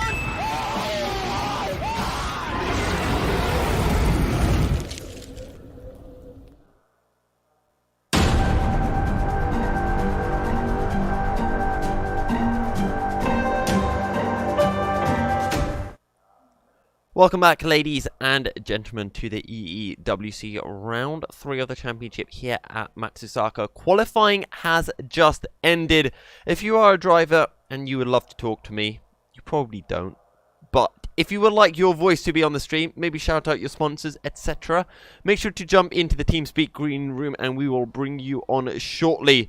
And while all of you flood into TeamSpeak now like a flock of birds, I don't know, something that flocks quickly, I will quickly run through the grid order for tomorrow's race. Team Viaductin will start on pole in the Hyper class. That's the Senna GTR. In the LMP2 class, One Move Esports did retain onto their pole position. They set a 44.6, 7/10 quicker than what Mantis Records was able to do for Team Rookie Monsters. That was a 45.395. Then a further 1.4 seconds back is Andreas Nygaard for ID Sim Sport. Then we've got Simply Race. They lead the way for the GTE class ahead of Musto GD by 0.4 of a second. That increased to about 0.7 of a second once Jonas Rivio put in a 55 dead or something ridiculous like that. Then the GT3 class, DIS SR Lab find themselves on pole, courtesy of many quick laps from Andy Kurtzen. 57 dead coming out from the Dane. Sim Racing Motorsport are in second, 0.5 further down, despite some very quick laps from Carlos Fenno. Malcolm Smith for Team Rookie Monsters lines them up in third ahead of Steven Salsgaard for DSR Nightmare. Then we've got the B32 Racing. All of the laps were pretty much completed by Rasmus Borgqvist. And then we have right at the back the DSR Dream Team of Bo Christiansen. The race tomorrow will start at 12 p.m. CEST. That's the European time. If you're over in Britain, it will start at 11 o'clock for you. And that's 11 o'clock in the morning. Unless some of you guys tune in at 11 p.m. and wonder why the race is already 12 hours in. So, Peter, do we have anyone in the green room? Does anyone want to be my friend? No. Well, I'm all alone, as usual. I've got no one here with me. Sad times. We saw from the weather forecast earlier that we will be having rain coming our way in the race. That's going to be hitting at around evening, about 7-8 hours into the race. So that's definitely going to be a point you guys do not want to miss. Thank you guys, everyone who's tuned in for qualifying. Make sure to follow on whatever server you are watching the stream on, so that when the race does start tomorrow, even if you forget, you'll get a nice little reminder and you can tune in for what is going to be a very exciting round 3 of the EEWC Championship. Thank you guys, and we'll catch you tomorrow.